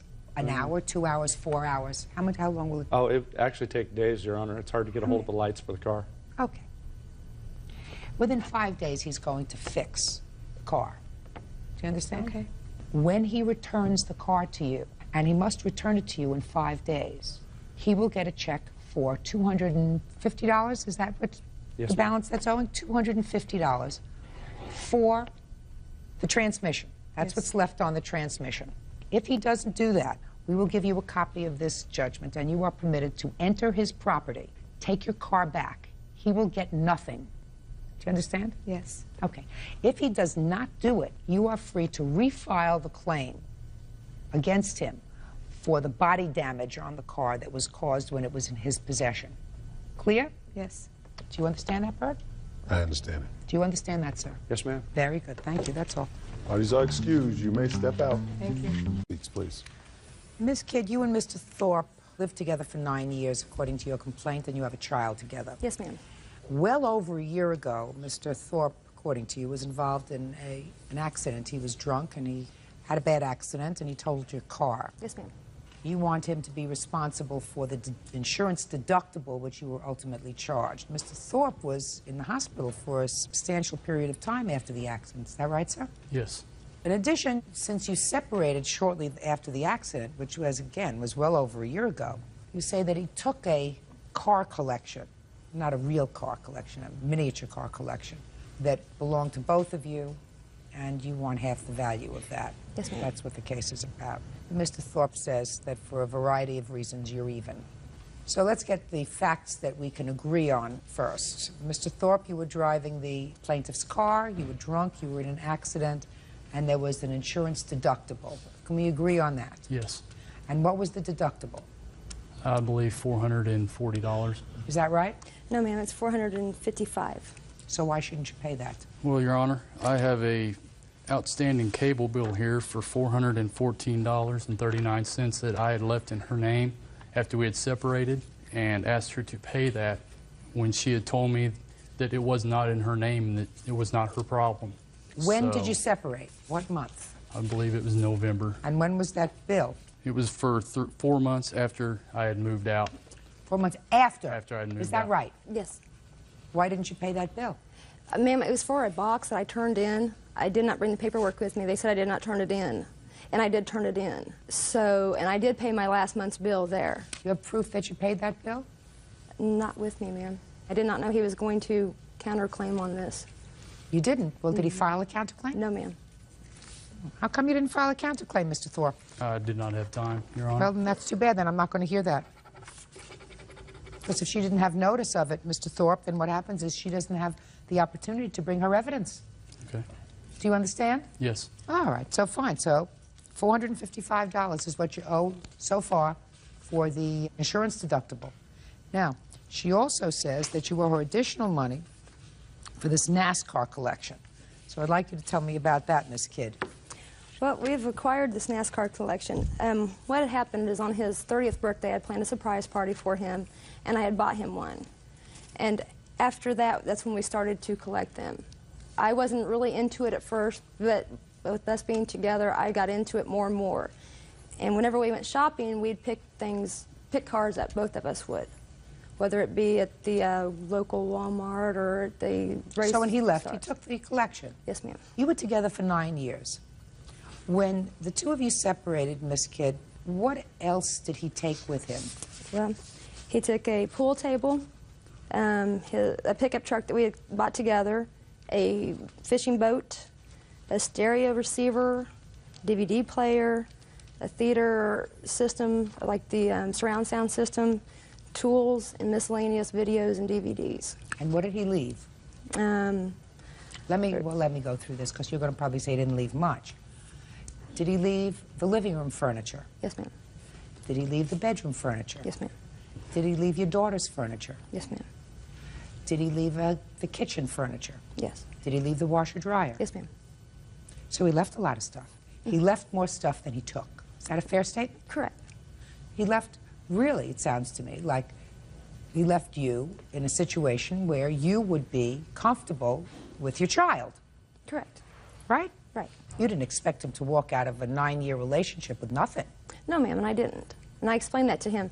But the items I have, they're not like items that we had, they're not new. A lot of these things we bought, like the NASCAR collection, that didn't start within when we first started dating. What difference does it make? Well, I'm just saying. The difference is, right. Miss Kidd, is that wherever Mr. Thorpe went, and I don't know where he went after he left, where did you go? I'm living with my mother at the time, Your Honor. Okay. But if he had to go and start to furnish an apartment, he would need a living room set, and a bedroom set, and a place for his daughter to come and spend time with him, and he'd need a kitchen table, and he'd need a washer-dryer, which means he'd have to go out and buy that stuff. What makes you think you're entitled to this NASCAR set? Because when he moved out, he wasn't, he really wasn't keeping up on his child support. That's a different story. He's been behind on, I know it is, he's been behind on his child support. I like to keep extra money in the bank, so if something, I have Crohn's disease. And if I get to go to the hospital, I'm not there for overnight, I'm there for at least 3 to 5 days because they have to run tests on me.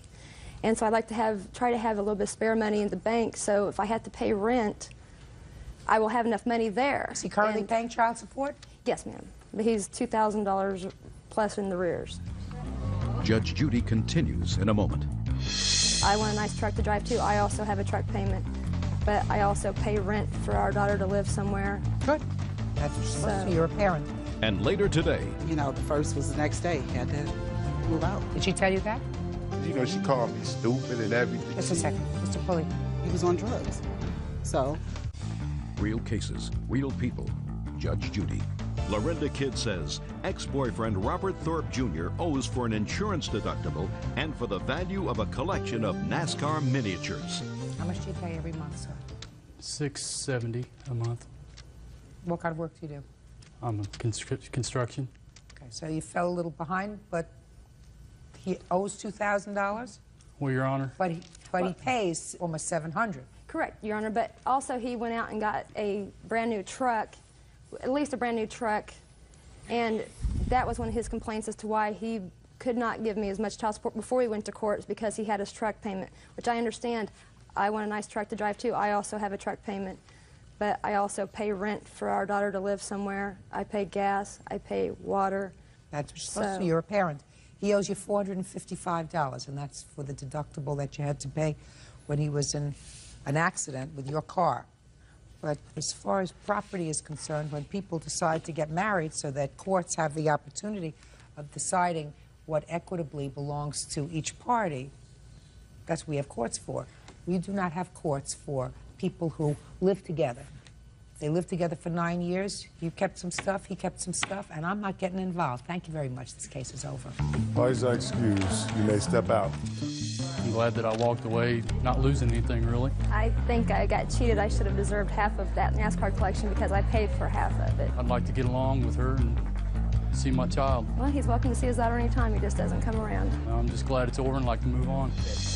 And now the next case. All parties in the matter of Pulley versus Rayford. Step forward, please. Security guard Dennis Pulley is suing his sister, bus driver Valerie Rayford, for the value of his personal property. Mr. Pulley, the defendant is your sister, and it is your claim that your sister recklessly disposed of your personal property that was in your mother's apartment after your mother's death. Your sister says she got rid of your property, but she did her best to notify you where you could find it, and she was as careful as she could have been under the circumstances. Where were you living, sir, at the time of your mother's death? I was living at my mother's place, my mother's apartment. How long had you been living with your mother? Maybe 2.5 years, close to 3 years, and I had went into a drug program. I was in there for approximately about 11 months, and then I graduated, and I was staying basically there back and forth with my mother's, but most of my stuff was at my mother's house. At the time of your mother's death, were you still in the program? Yes, ma'am. And is it a residential program? Yes. So there would be times when you would get out of the residential program and go and stay with your mother? Yes, ma'am. And a lot of your personal property was at your mom's house? Most of it was there, yes, ma'am. When did your mother pass away? It was the end of January. She was buried January the 25th. She passed away 4 or 5 days before then. Do you have the exact date, Miss Rayford, that your mother passed away? She passed away on the 25th of January. She was buried on the 31st of January. Can I say something, Your Honor? Not yet. How long had your mother lived in this apartment, Mr. Pulley? Your Honor, I'm not sure. When I was dealing with my drug problem, my mom's asked me to come to California because she knew some drug rehabs, you know, that I can go to. So when I came to California, she had been living there.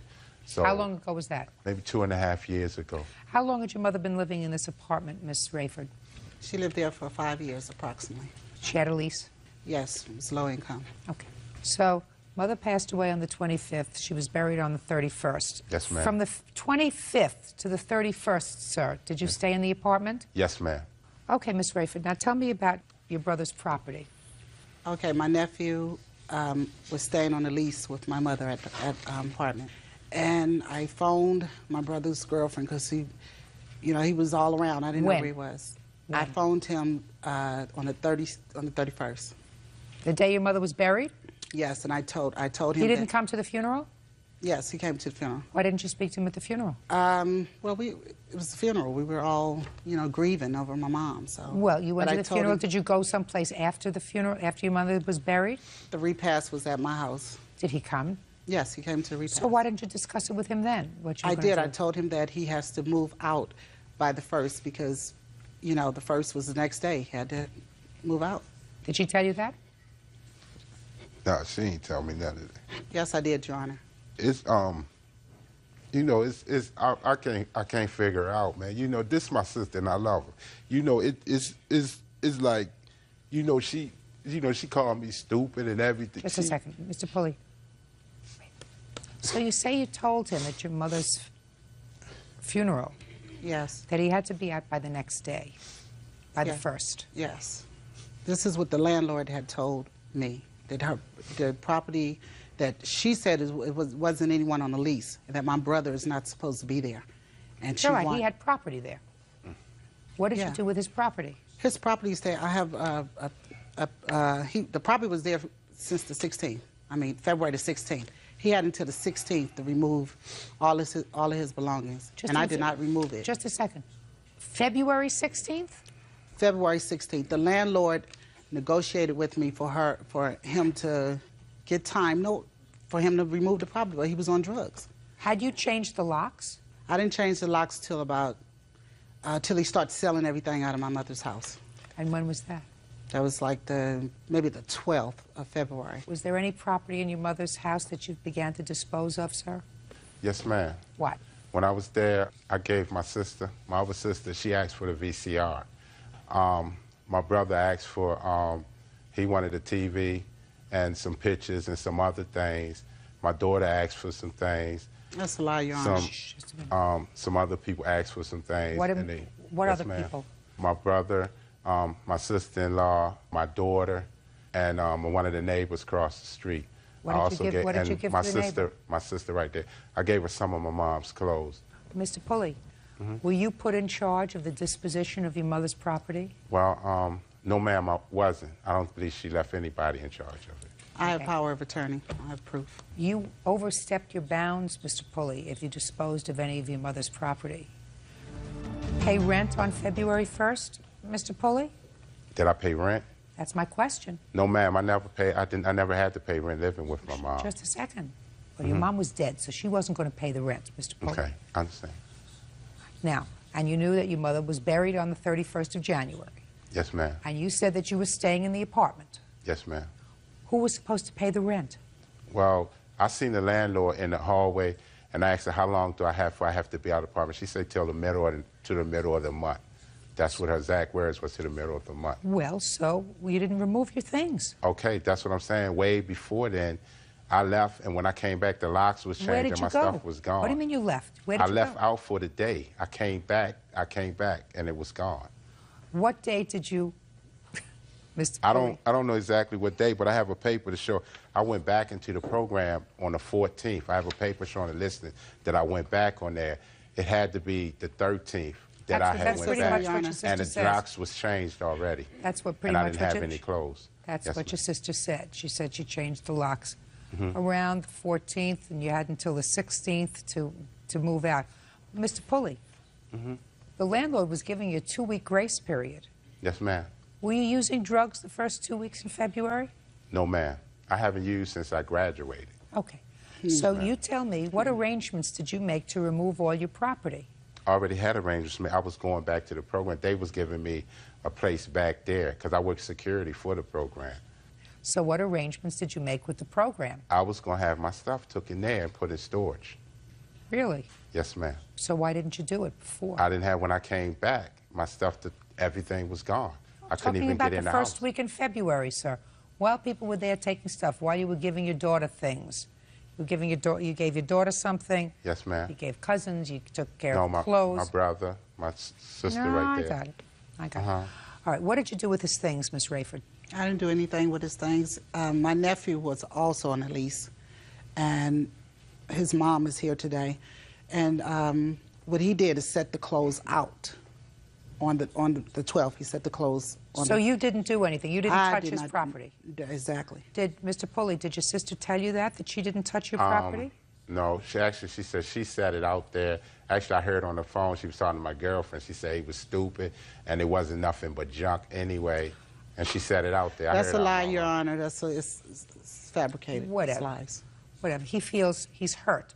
But Miss Rayford, is what you're telling me you were not responsible for putting his things outside? No, I wasn't, Your Honor. And that was your nephew? What's your nephew's name? Ramon. Was he on the lease with Yes. your mother? Yes, he was. Had he been living with your mother? No. Why was he on the lease with her? Well, it was a low income, and when he was a minor, he was on a lease with her when he was a minor, and I guess they never changed it. Was he living with her? No, he was not living with her. Okay. Mr. Pulley, your stuff is gone. Ms. Rayford says that she did not put it out, that it was your nephew who put it out, your nephew who was on the lease with your mother. I can't find her responsible for that. Can I say that? Excuse me, I'm going to cut you Sure. off. My nephew ain't been to that house, and my nephew haven't lived there basically since he was a teenager. She is the one that got the lock changed, and she the one that, if she didn't personally pick the bag or pick the stuff up and set it out, Your Honor. she told him to put the stuff out. Mr. Pulley. Yes, ma'am. When somebody dies, and your mother died, and I assume that you had she was some comfort to you. You had a drug Yes, problem ma'am. for a long time. She was at least somebody who said, I'll help you, Yes, ma'am. Sounds to me as if she didn't give up on you. So you have a feeling of sadness. And I'm sure that your sister not only feels sad that your mother died, but I'm sure she's a little bit, I'm sure aside from loving you, she also feels disappointed that you were a source of sadness for your mother. There are lots of mixed emotions that go on in a family when somebody dies. But it sounds to me like you have a very nice family, and it's just clothes and things. So don't let it interfere with your family permanently, Mr. Pulley. Your Honor, can I say this first, though? Sure. I just want to say she can fool you, but she can't fool God. She set the stuff out. She know what she did, and like I said... Mr. Pulley, you have to also look to yourself for a certain amount of responsibility. You had a responsibility to get your stuff together and move it out. The landlord gave you an outside date, was being nice to you. So you have to accept a certain amount of responsibility yourself. Yes, ma'am. Don't let it interfere with your family. Good luck. Ma'am, thank you. Thank you. Parties are excused. You may step out. You claim two things. First, that the defendant owes you for child care, for taking Yes, care ma'am. of her daughter. And that was part of a business arrangement you had with her. Yes, ma'am. And second, you claim that after that daycare was terminated, that she began a course of conduct that was harassment. Yes, ma'am. The defendant says that she owes you nothing, that she has not harassed you, that every report that she made was accurate, and that she is counterclaiming, alleging that you have in fact harassed her through certain conduct and words that you uttered to her daughter. Is that right? Yes, ma'am. Okay. When did you begin taking care of her daughter? November 1st, 2000. And what was the financial arrangement? $4 an hour or $20 a day. Brittany was considered a drop-in. A drop-in, what is Yes. that? That means she wasn't a full-time child at the time. And when did you terminate your daycare services? I terminated her August 3rd, 2001. Why? Well, she kept telling me she didn't have the money for me. Every time I called her 3 times and told her how much her payment was going to be. How much did she owe you at that time? $280, but she did pay on August 7th, $30. I had to beg for that $30. What excuses would she make to you as to why she wasn't paying you? Okay, on August 1st, when I first talked with her, she went frantic saying that she didn't have the money, that Social Security messed up her check, and that she called, and they said within 5 to 7 days that she would get her money. So August 7th, I called her again. She told me again, oh, Social Security said they put my check in someone else's account. And so I said, can you at least give me something towards your bill so I know that in faith you are going to pay me? She never said that. Shh. I'm sorry. And then... How many days a week did her daughter come to you for daycare? She would come off and on. In July, we had a lot of field trips that we were doing, and Miss Voss didn't want her daughter missing any of it.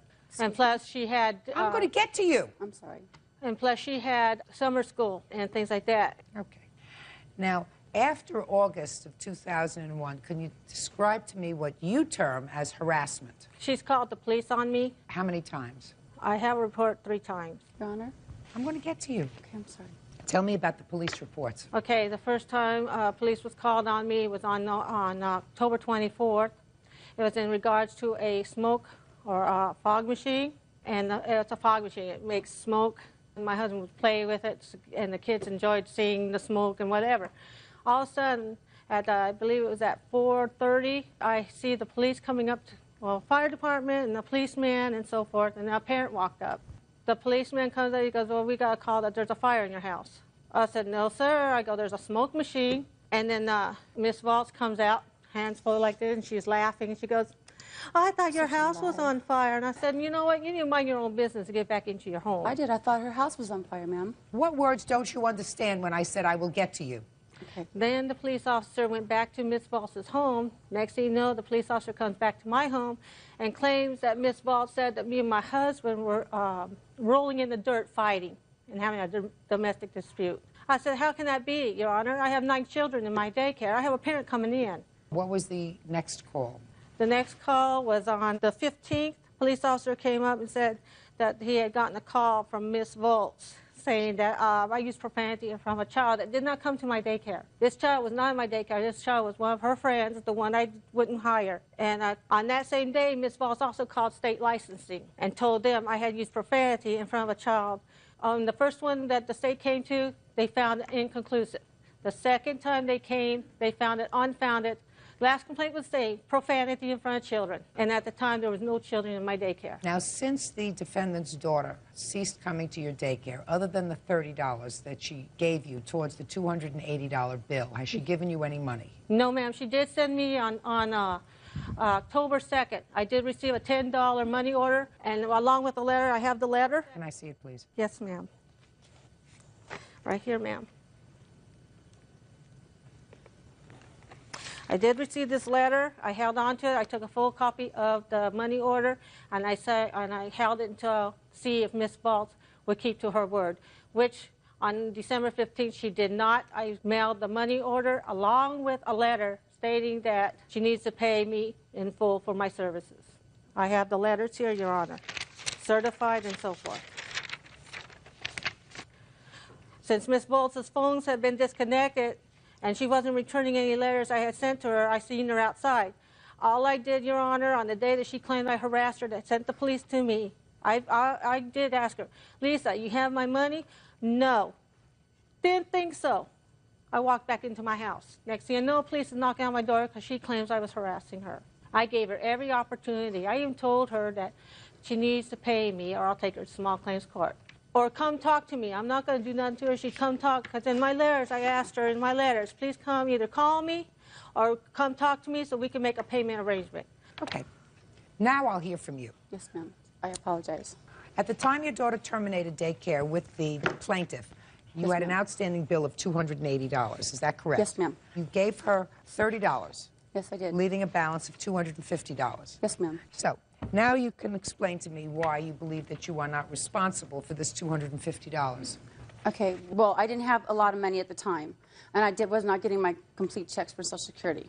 So I had a choice of getting my daughter her clothes and her things for school and giving her some money, or not getting my daughter the things she needed for school and giving her all the money. So I was backed into a corner. I didn't know what to do. And then she did also, too, when my daughter came home and had told me that she had called me and told me, my 10-year-old daughter, what she thought of me, and said that I was a slut, you know. That's not true. And said that her sister was lucky, which is my other daughter here. She got out when she did because she doesn't deserve a mother like me because I'm an unfit mother. I confronted her, Ms. Lohmeyer, with this, and she said she did say this over the phone. When? Just a second. In August. When did you had that discussion with her in August? No, ma'am. Shh. I terminated daycare in July, and I gave her a 2-week notice. And I discussed it with Ms. Lohmeyer. Yes, ma'am, I did. And she said she did. And my daughter came home. She even told her grandmother this. And my mom went into total, like, she was shocked. Explain why you don't owe her for because the time I feel she for the time. babysat. I'm speaking. I'm sorry. Explain why you don't owe her for the time she took care of your daughter. For the slander she did to me. She didn't do anything to you. Judge Judy continues in a moment. You sent us something in September, well after you alleged this terrible thing that happened with your daughter. So at that point, hey, you acknowledged that you owed her the money. I do owe her the money. All right. Well, make up a baloney story for me. And later today. Let me start off saying that I love my daughter. I'm proud of her, but I just she's going to keep it real with this because I have no idea what this is about. He's lying. Real cases, real people. Judge Judy. Daycare provider Deborah Lohmeyer says former client Lisa Voles owes for unpaid babysitting fees. Lisa says Deborah badmouthed her to her 10-year-old daughter. Listen to me very carefully. Yes. You sent her money. Yes. You wrote her a letter. In the letter, you say This is an attempt to pay a debt to you, and that was dated October 2nd. Yes, ma'am. Well after August, well after Yes. July. You sent us something in September, well after July and well after August. You say, I can't make any more of a payment than I'm paying you, but on the 10th of each month, I will attempt to make payments of $10. That was well after you allege this terrible thing that happened with your daughter. Terrible thing that happened with your daughter. So at that point, at that point, you acknowledged that you owed her the money. Yes, ma'am. So you owe her the money. I do owe her the money. All right. Quiet. Just said, at that point, I owe you the money. You do. Yes, ma'am. Don't make up a baloney story for me. No, but I believe that after she stood on her porch day after day after day, yelling and screaming at me with kids in my front yard playing and cussing at me, that was the time I did call the police. And I did call the fire department because I thought her house was on fire. I apologized for... I wasn't being a smart aleck. I saw smoke coming out. You would think of fire. So I did call the police, and I wasn't being smirky about it. And they came up, and she says, no, it's my smoke machine, so I walked back in my house. Okay. That's all I did. And I called the police on her because of all the times that she was out there screaming. My 10-year-old heard it. My other daughter heard it. Her husband heard it. My neighbor across the street heard it. Her 5-year-old son heard it. All because you owe her some money. All just over money. All because you owe her some money, which you should have paid. Are you employed? No, ma'am. I'm on disability. What's the nature of your disability? I'm a social anxiety disorder. Fine. Then why did your daughter need daycare? Because sometimes I couldn't help her with her homework, and Deborah did help her with her work and did do well and with her daycare. Are you telling me that your daughter was there so that she could be educated and do homework? No, I helped her. She did help me, yes.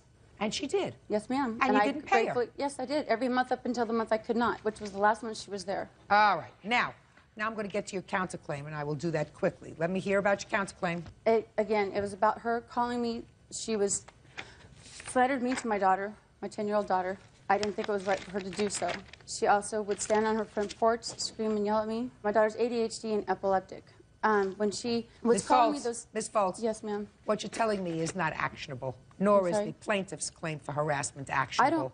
I don't go out my front door. If I see her, I walk right back in my house. I don't You should have paid her her money, and then we wouldn't have had this trouble. That doesn't mean that you both acted appropriately as adults. No, ma'am. You probably did not. You probably said things to each other and did things to each other that were inappropriate. But it all stemmed from the fact that you had a debt that you did not pay. So your counterclaim is dismissed, and I'm entering a judgment in favor of the plaintiff for $250. That's all. Parties are excused. You may step out. Okay, honey. That's right. Miss Fox is nothing but a liar. People like Deborah Lohmeyer do not deserve to have a daycare like that. If she can rip a person off with whatever she has, she will. My daughter can't even play in her own yard because she's afraid she'll come out and do something to her. She cannot tell the truth. She does not know the truth. For 7 years, she's hated me, and I try to make amends. It was in her imagination. Is this so wrong? Just be honest. And now the next case. All parties in the matter of Balkan versus Balkan. Step forward, please.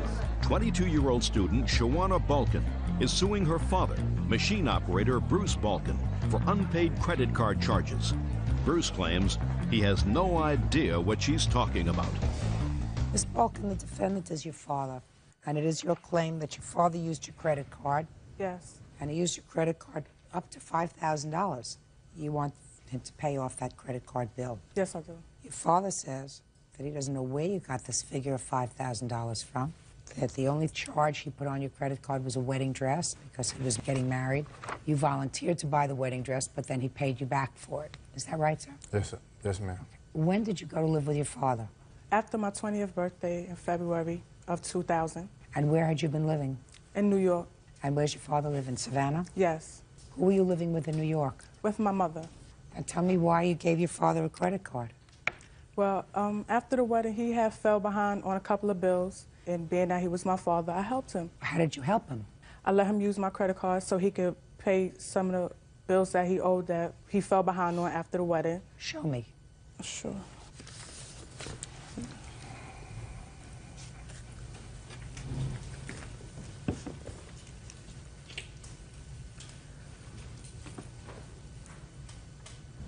Did you give him the credit card?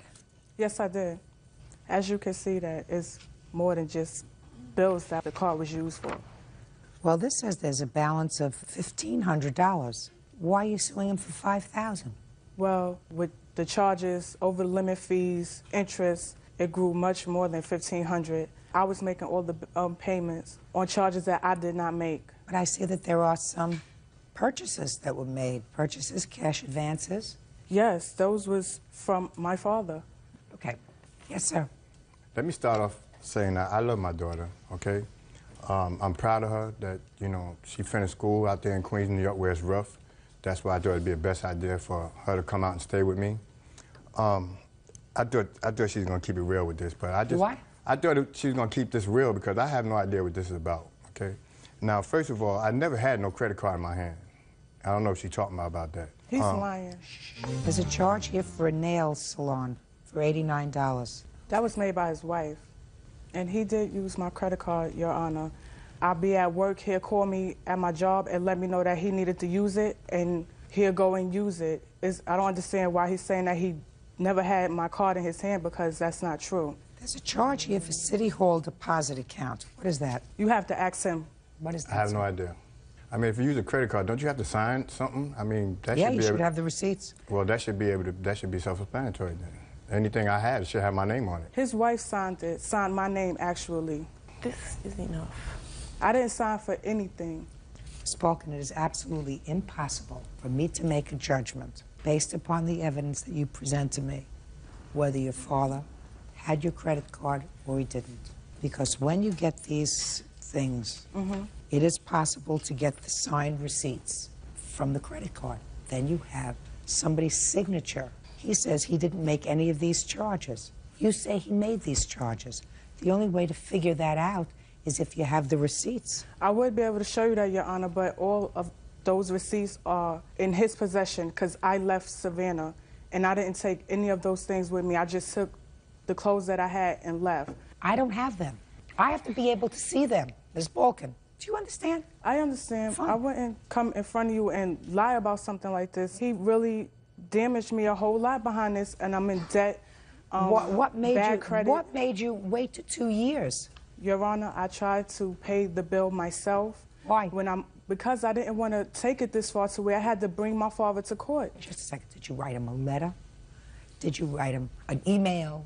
Did you say to him, what are you going to do about these bills over the last? Do you have copies of those? No, I didn't. It was verbal. I talked to him over the phone. I talked to him face to face. I told him that I need these bills to be paid. At the time, he said that he didn't have the money. And then it just came to the point where he said he's not paying them. And I told him I would take him to court. And he said, do what I have to do. That's why I'm here. That sound familiar to you, sir? No, we did have a conversation about her bills and stuff like that. And first of all, the thing with the wedding dress, I just found out that it's not on this credit card she's talking about. It's a whole nother different credit card. It's not. He's right. Okay, so the wedding dress thing now, that's why I couldn't understand what she was suing me about. Because the only thing I really remembered was the wedding dress that we had. And I really thought that should have been paid off already.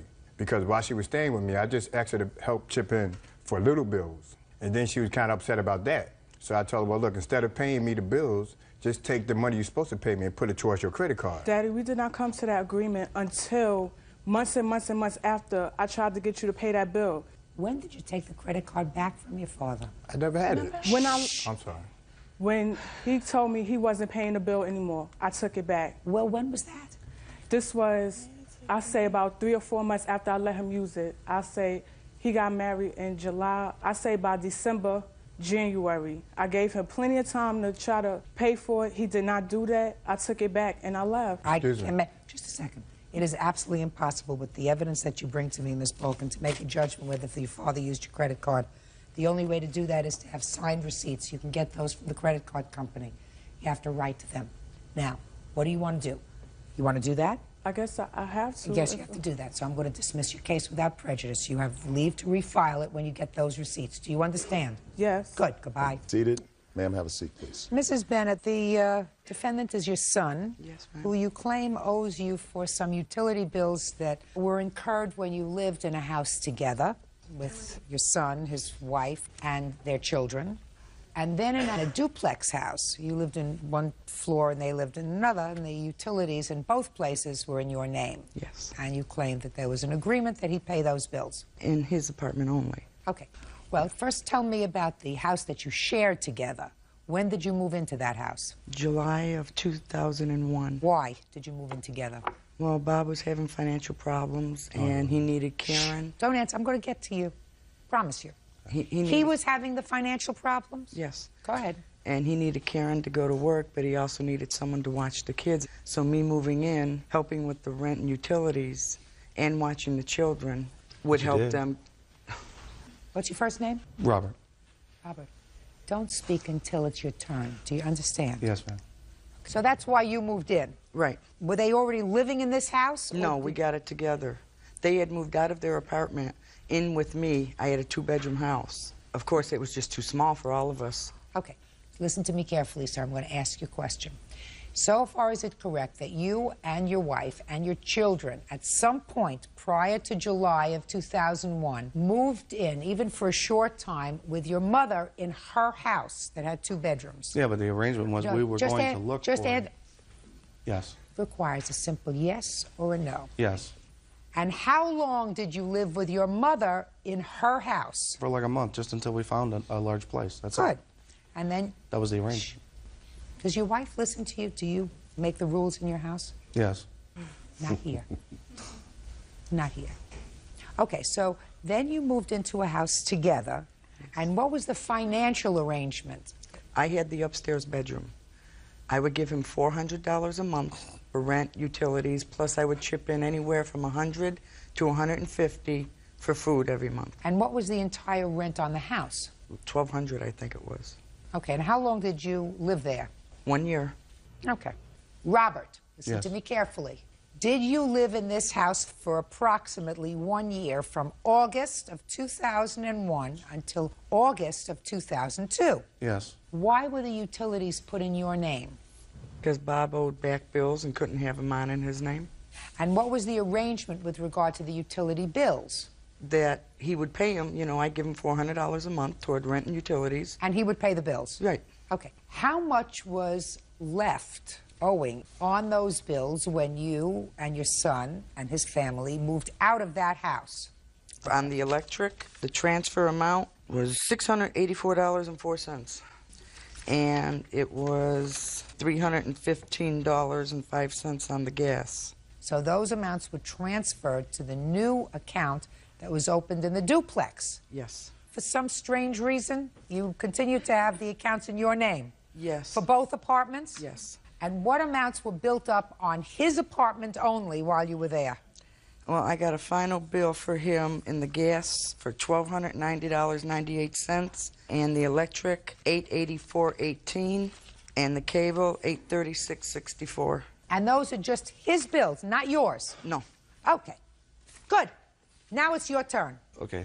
When we moved into the house originally, now she may have given me $400 a month or around $400 a month, but during the month, she'd be like, Bobby got $20, I want to go to bingo. You know, can you buy me cigarettes, buy me some more pop, buy me this, buy me that, keep a gas in my car. So by the end of the month, I mean, it's like I got nothing from her. So let me understand this. In the first house that you lived together, Yeah. your arrangement with your mother is, as she indicated, she would give you... She may let you cut her off. I don't. The arrangement was as indicated, which was your mother gave you $400, and the first part of your defense is that during the course of the year, she would say to you, Bobby, I got 20 bucks for gas, I need cigarettes, can you buy them for me? So it's your position that she ate into that $400 a month. So that's the first part of it. Okay? Now I'm ready to hear the rest. Well, anyway, everything got tense in the house. Living together doesn't work. You know, I'm the man in my house, and then, you know, I don't need a mommy in the house, you know. So anyway, we found a place that we could rent both the upper and lower apartments, so we rented them. She transferred the balances from that house to my bills in the lower apartment. Okay. And you thought that was wrong? No. You didn't? No. Oh, even though, you know, the cigarettes and the gum and the candy and the gas, you still didn't think it was wrong because it was money that you owed her? No. To be honest, I would just assume leave it alone. You can't tell her what to, you know, you can't. I don't want to tell you we're in a court now. You can't prove her wrong, you know what I mean? I mean, it's either her way or no way or an argument, and I just assume leave it alone. So you did. Just a second. So you did, and you accepted the transfer to your account in the other apartment. Yes. Keep going. Okay. Bills start coming. She come downstairs. Your gas is $200. I need that, you know. She would never show me any bills or anything. She would just tell me amounts. The bills went to her? The bills going to the house, she would get them out of the mailbox.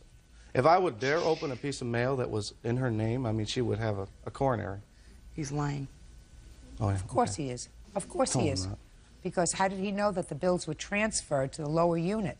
How do I know? Unless he saw them. Well, I saw them, but if I dare open one, it would be nothing but a You mean but a you ball. were able to do a Carnac with the bill? You were able to go like this? This is a bill, and this is the No. amount, and this was the transfer amount. So you had to have seen it, No. right? No, no. You just told me I so saw that the they bill. I just didn't see the amount. I knew the bill was there. This was started this stuff. I opened one, and I saw the balances on there. And the You balances did. were astronomical. And I'm like, Ma, what's happened to this money? I've been giving you money every month, you know, and you're not paying the bills. Judge Judy continues in a moment. So how much did you give her every month? I don't have records. I mean, I just gave her what she asked for. You know? It's my mother. It's my mother. She lives upstairs. Stop being a big baby, Bob. And later today, She herself is not even on the lease. Yeah. Then I come to find out we are not even supposed to be there. Okay, fine. That's not why you moved out. Left on your own. real cases, real people. Judge Judy. Janet Bennett says her son Bob Robinson owes for unpaid utility bills. Bob says his mother is always asking for money. Let me understand. First part of defense was that you gave her cigarette money that ate into her $400 a month rent. That wasn't really part of the defense. Shh, sir, then what'd you tell me about it for? I have other I'm things just to do telling today. what kind of person she is. Listen to me. She's not my mother, and I'm not looking for any friends. So that I don't have to know what kind of a person she is. I want to know what your defense is to this. So that you want me not to think about that defense. So whatever the transferred amounts were, that you accept, the amounts that were transferred to your lower unit. Yeah, but I paid the balances. Okay. So now you're telling me that you paid that balance of $900. Not in full, no.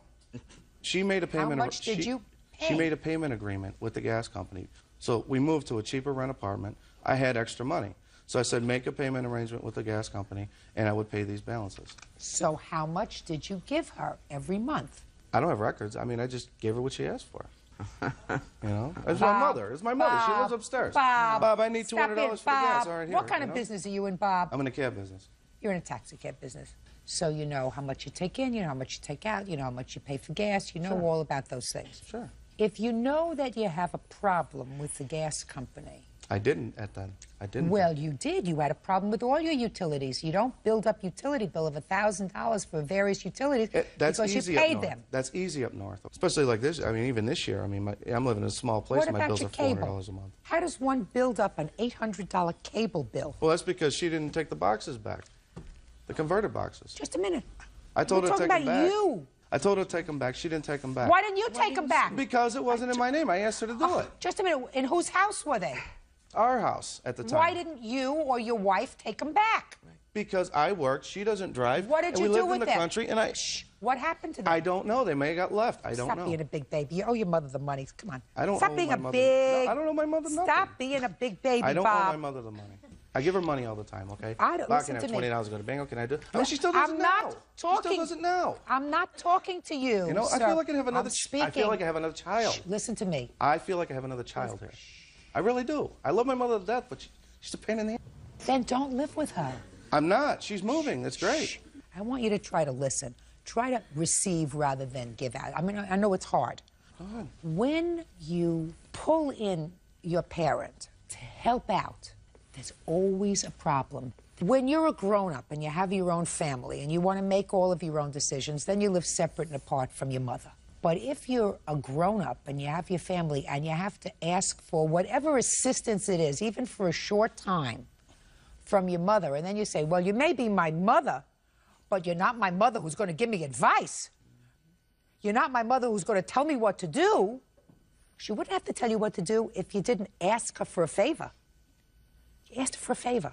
Whatever it was, your circumstances were such that you couldn't cut it alone. So you moved in with her, even for a short period of time. And that creates friction. But how many grandmothers do your children have? One. You are being so totally unfair to her and your children. Why is that? Because children are entitled to have the widest possible community of love and affection that they can.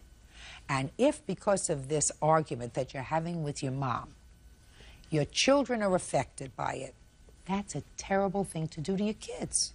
Now, if you think, Bob, that I believe that it's the right thing for a mother to sue her child, I don't. No.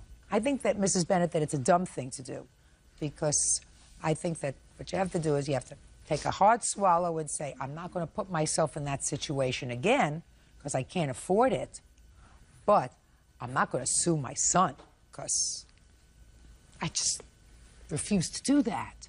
So I think that that's a mistake.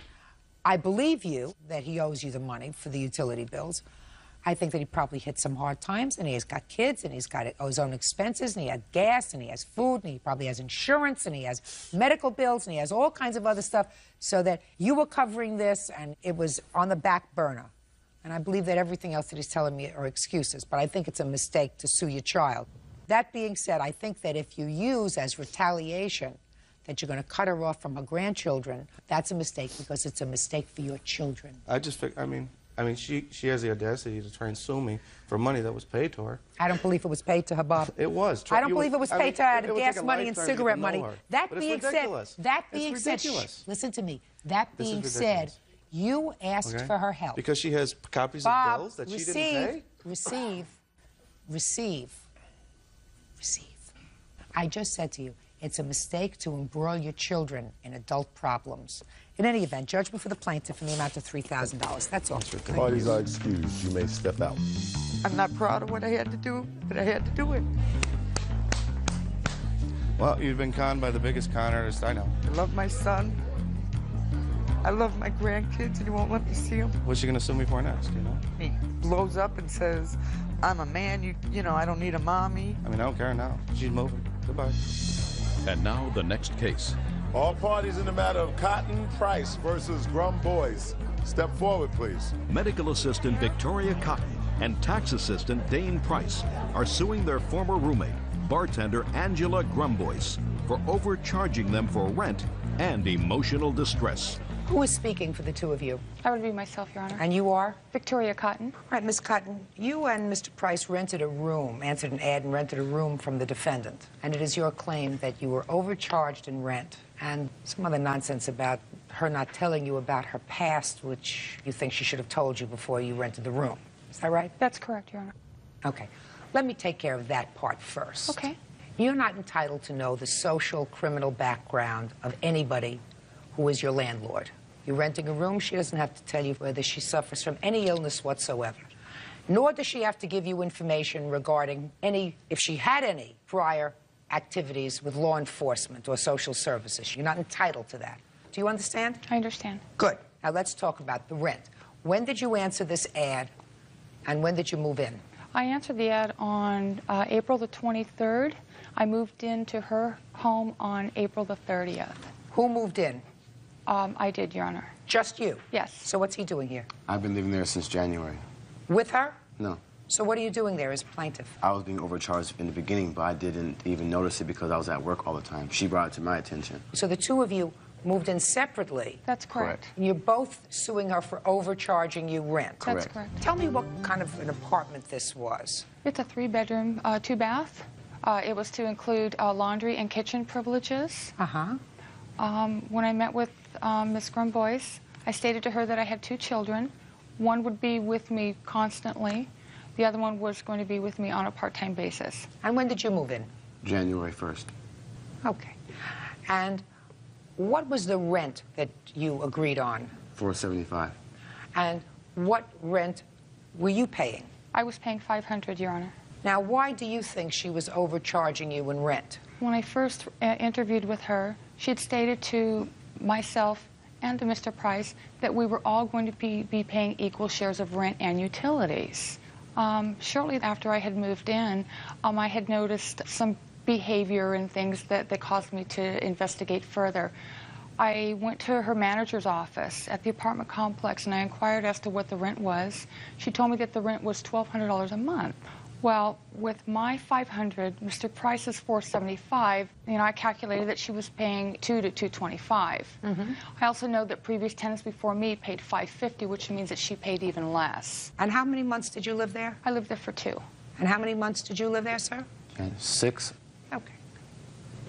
So let me tell you a little about what the law is. This is not a rent-controlled situation. This is not a situation where the government does oversight when someone rents rooms in their apartment or even rents rooms in their house. Let's say you're renting an apartment in a big apartment building, and you want to negotiate the rent with the landlord who wants to charge you $500 a month. And the landlord says to you, listen, I have to charge you $500 a month rent because it costs me $400 a month in order to maintain each unit. So in order for me to make any profit, I have to charge you $500. And you agree to pay $500. Later, you find out that it only costs the landlord $300 a month to maintain each unit. You think that you can go back to the landlord and say, I want a reduction in my rent. That doesn't happen. It doesn't happen. If it's true that she said that to you, that you were going to be sharing the rent equally, that's what they call in the trade puffing. That's like when you go to buy a car and the salesman said, listen, the car costs us $26,000. I'm giving it to you for $50 over that price. And you say, okay. And then you find out that instead of making $50 on the car sale, he made $550 on the car sale. You think he's going to give you back your money? She was cutting her rent. There's nothing wrong with that. Your Honor, she herself is not even on the lease. She's lived there for 10.5 years. Yeah. Then I come to find out we are not even supposed to be there. Her contract specifically states that she is not to be subleasing, although her management company claims that they know that she has roommates. Okay, fine. That's not why you moved out. You weren't evicted, were you? No. Left on your own. She's allowed to do what she's doing. There's no oversight. So you don't have a lawsuit. Do you understand that? But that's the law. Do you understand that that's the law, whether you agree with it or not? I understand. That's what the law is. So you're not living there anymore. Go, be happy, have a nice life. Forget it. Goodbye. You were lovely. You presented a very good case. Yeah, right. Ms. Kirtley, the defendant is your former husband, and according to what I've read, I believe that the two of you were divorced in 1991. Is that right? Yes. And you have a 15-year-old son. Ms. Kirtley, your lawsuit is about lawyers' fees. Yes. You believe that your former husband should pay for your legal fees when there was some support dispute between the two of you. You also want certain personal property that was your son's that was at the defendant's home because your son is now living with you. Yes. Mr. Mosher says he paid for his lawyer, you paid for yours, and whatever property is at his house, he purchased, and he will keep in his house for visits, for if his son ever comes back to stay there. Is that right? That's correct. Okay. So I need a sort of a time frame. In 1991, your son was quite young. Who did he live with? He lived with me. Until when? Until December of 1998. What happened in 1998? In 1998, my son's been having some difficulties as he's grown up. And in December of 1998... You mean behavior problems? Yes. Yes, ma'am. December 1998, we checked into some residential treatment centers, and our insurance would not pay for those. So at that time, we decided with Mr. Mosher and his wife that my son would go up there, up to Maryland to live with him. And where were you living? I live in Virginia. Okay. During this time, my son was admitted into residential treatment center. Where was the treatment program? In Maryland. How far from his father? Approximately 15 minutes. How often did he go to his father's? To his father's house. Very rarely did he go to his father's house. Okay. Now, what was this lawsuit about? The lawsuit, Mr. Mosher, he asked for back child support. When did he ask for back child support? In November of 2001. So he asked for back child support when my son was in residential treatment, which I had told him when he gets out full time that I will pay him my $100 a month that we agreed to. Okay. Was there a court order for $100 a month? Yes, sir. So there's a court order for $100 a month that you pay him $100 a month child support? Yes. Was that order ever terminated when your son went into residential treatment? No, ma'am. We had a verbal agreement. The order was not terminated? No, ma'am. Tell me about this verbal agreement that said that you didn't have to pay child support anymore. At the treatment center when my son went in, me, myself, and my husband and Mr. Mosher stood out in the parking lot, and we decided that since he was in residential treatment and that neither one of us really had custody because he was a ward to the state, that the support would stop. Is that right, sir? Not in exactly them words. Was it close? It was similar, but not exact. Mrs. Kirtley is very persistent on everything that she does. So I've learned to not fight with her on anything that she says. So, well, tell me about the conversation, Mr. Mosier. She said that she was not going to pay during the time that he was in residential. I was definitely not in agreement to that, but there's nothing I can do if she stops paying it anyway. Well, what did she say? What did you say? She said that she wasn't going to pay it. And I said, well, whatever.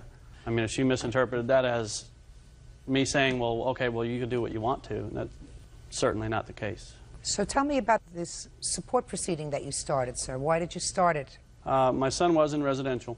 He was in a program next to my home. It was like maybe 10 minutes away. It was only about 8 miles, 10 miles. He was actually going to be transitioned home. And, when? Starting when? Starting, I believe it was in September is when they contacted me of 2001 and said that he was going to start transitioning home and that it would take several months for him to transition. It's a slow process that they send you back into your home. Okay. But at that point, he was starting to come to my home 2 and 3 times a week and then spending the night and then going back. And then we did alternating weekends between his mother and I. Okay. But certainly at that time, that's when I contacted the Department of Social Services Child Enforcement Division for the child support. And they told me that I needed to, at that point, since he was in residential, it was a case to where it was a little bit iffy, so that I had to have an attorney go through the courts for them to make a ruling on her to continue to pay the child support. At that time, I asked Mrs. Kirtley if she would start paying child support again, because certainly he was spending more time in my home. And I needed more money to support. And she said, no, I'm not going to pay you child support until he is totally out of there. I already told you that. Is that what happened? Yes, ma'am. I told him that... Yes. Is that what happened? So he said to you, a child is spending more time with me now. Could you please start paying the child support again? You said no. Yes. And so he took you to court? Yes. Well, then you have a problem, Miss Kirtley, because you have an order of support that had never been formally modified. $100 a month? Yes, ma'am. Which is less than $20 a week, which isn't a lot of support. But even if there was a period of time when he claimed he forgave the child support when the child wasn't coming home, once he says to you, I want you to begin to pay the child support again, you say no. He's got an absolute right to go to court. Why should he pay your attorney? Well, my son was ward to the state at this time. Neither one, myself nor Mr. Mosier, had custody of my son. When a child is a ward of the state, that means that the public is paying for your child's support. Yes, ma'am. That means that both of you should have been contributing to the residential treatment center. That's what we do in New York State. We sue both parents for the support of a child who was in residential treatment, because as between you and the public, you're supposed to pay. Neither one of you is supposed to get off scot-free while the rest of us pay for your child. We have our own children to pay for. You pay for yours. Judge Judy will continue in a moment. And later today...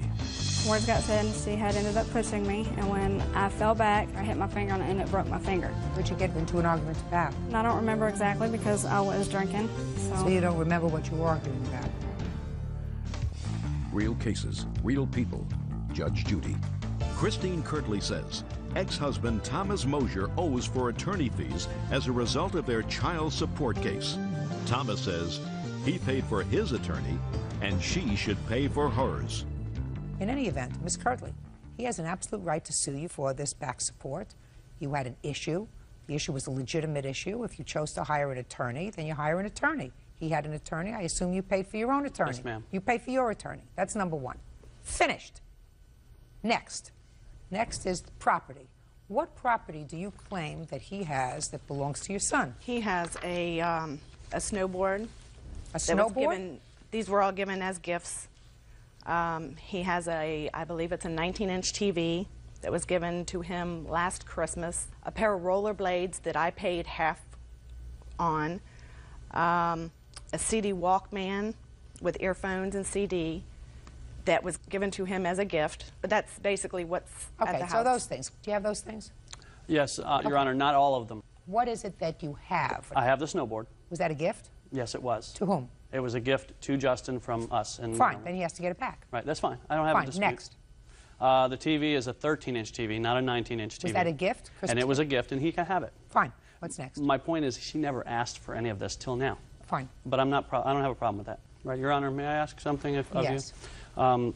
Since she never asked me for any of this previous to this, is there any way that you can order? I don't have a problem with her coming and getting them. Right. But why should I have to drive down there and No, drop them you off? shouldn't have to. Right. Do you have a house that you can pack them up and put them on the porch or something? Well, actually, I can contact her. She can contact me. I'll get along with her fine. As long as she meets me at a mutual point right off the Beltway where she can pick them up, that's fine. 5 days from today. That's fine. What time? 12 noon? Absolutely. Satisfactory? Yes. Fine, very good. Do you visit with your son? Does he visit with you? No, he chooses not to. I've tried to contact him, but he refuses my calls. Okay, well, he'll come around. Mm-hmm. Thank you, that's all. Parties are excused. You may step out. I need some help with my son. I tried my best to do what I can for my son. My son is very aggressive. He certainly doesn't want me in his life right now. He needs his father. He is a 15-year-old boy. He's denied my phone calls. I'm not sure what else that I can do right at this point. Maybe someday he'll give me a call. And now the next case. All parties in the matter of Jeffrey versus Swinney. Step forward. 26-year-old accounting clerk Angel Jeffrey is suing her former roommate, 27-year-old customer service rep Debbie Swinney, for unpaid rent and for the return of her belongings. Debbie is countersuing for medical bills as the result of Angel breaking her finger. Miss Jeffrey, I've read your complaint very carefully, and it is your allegation that the defendant, who was a former friend of yours, owes you for 9 months' rent in an apartment that you moved into together, and she decided to leave after 3 months. You also claim that she took some property when she moved out. Miss Swinney says that she couldn't live with you because things got to be a little hairy, and that you were responsible for her breaking her little finger after an argument. She wants you to pay her medical bills, which amount to some $400. She also says that there was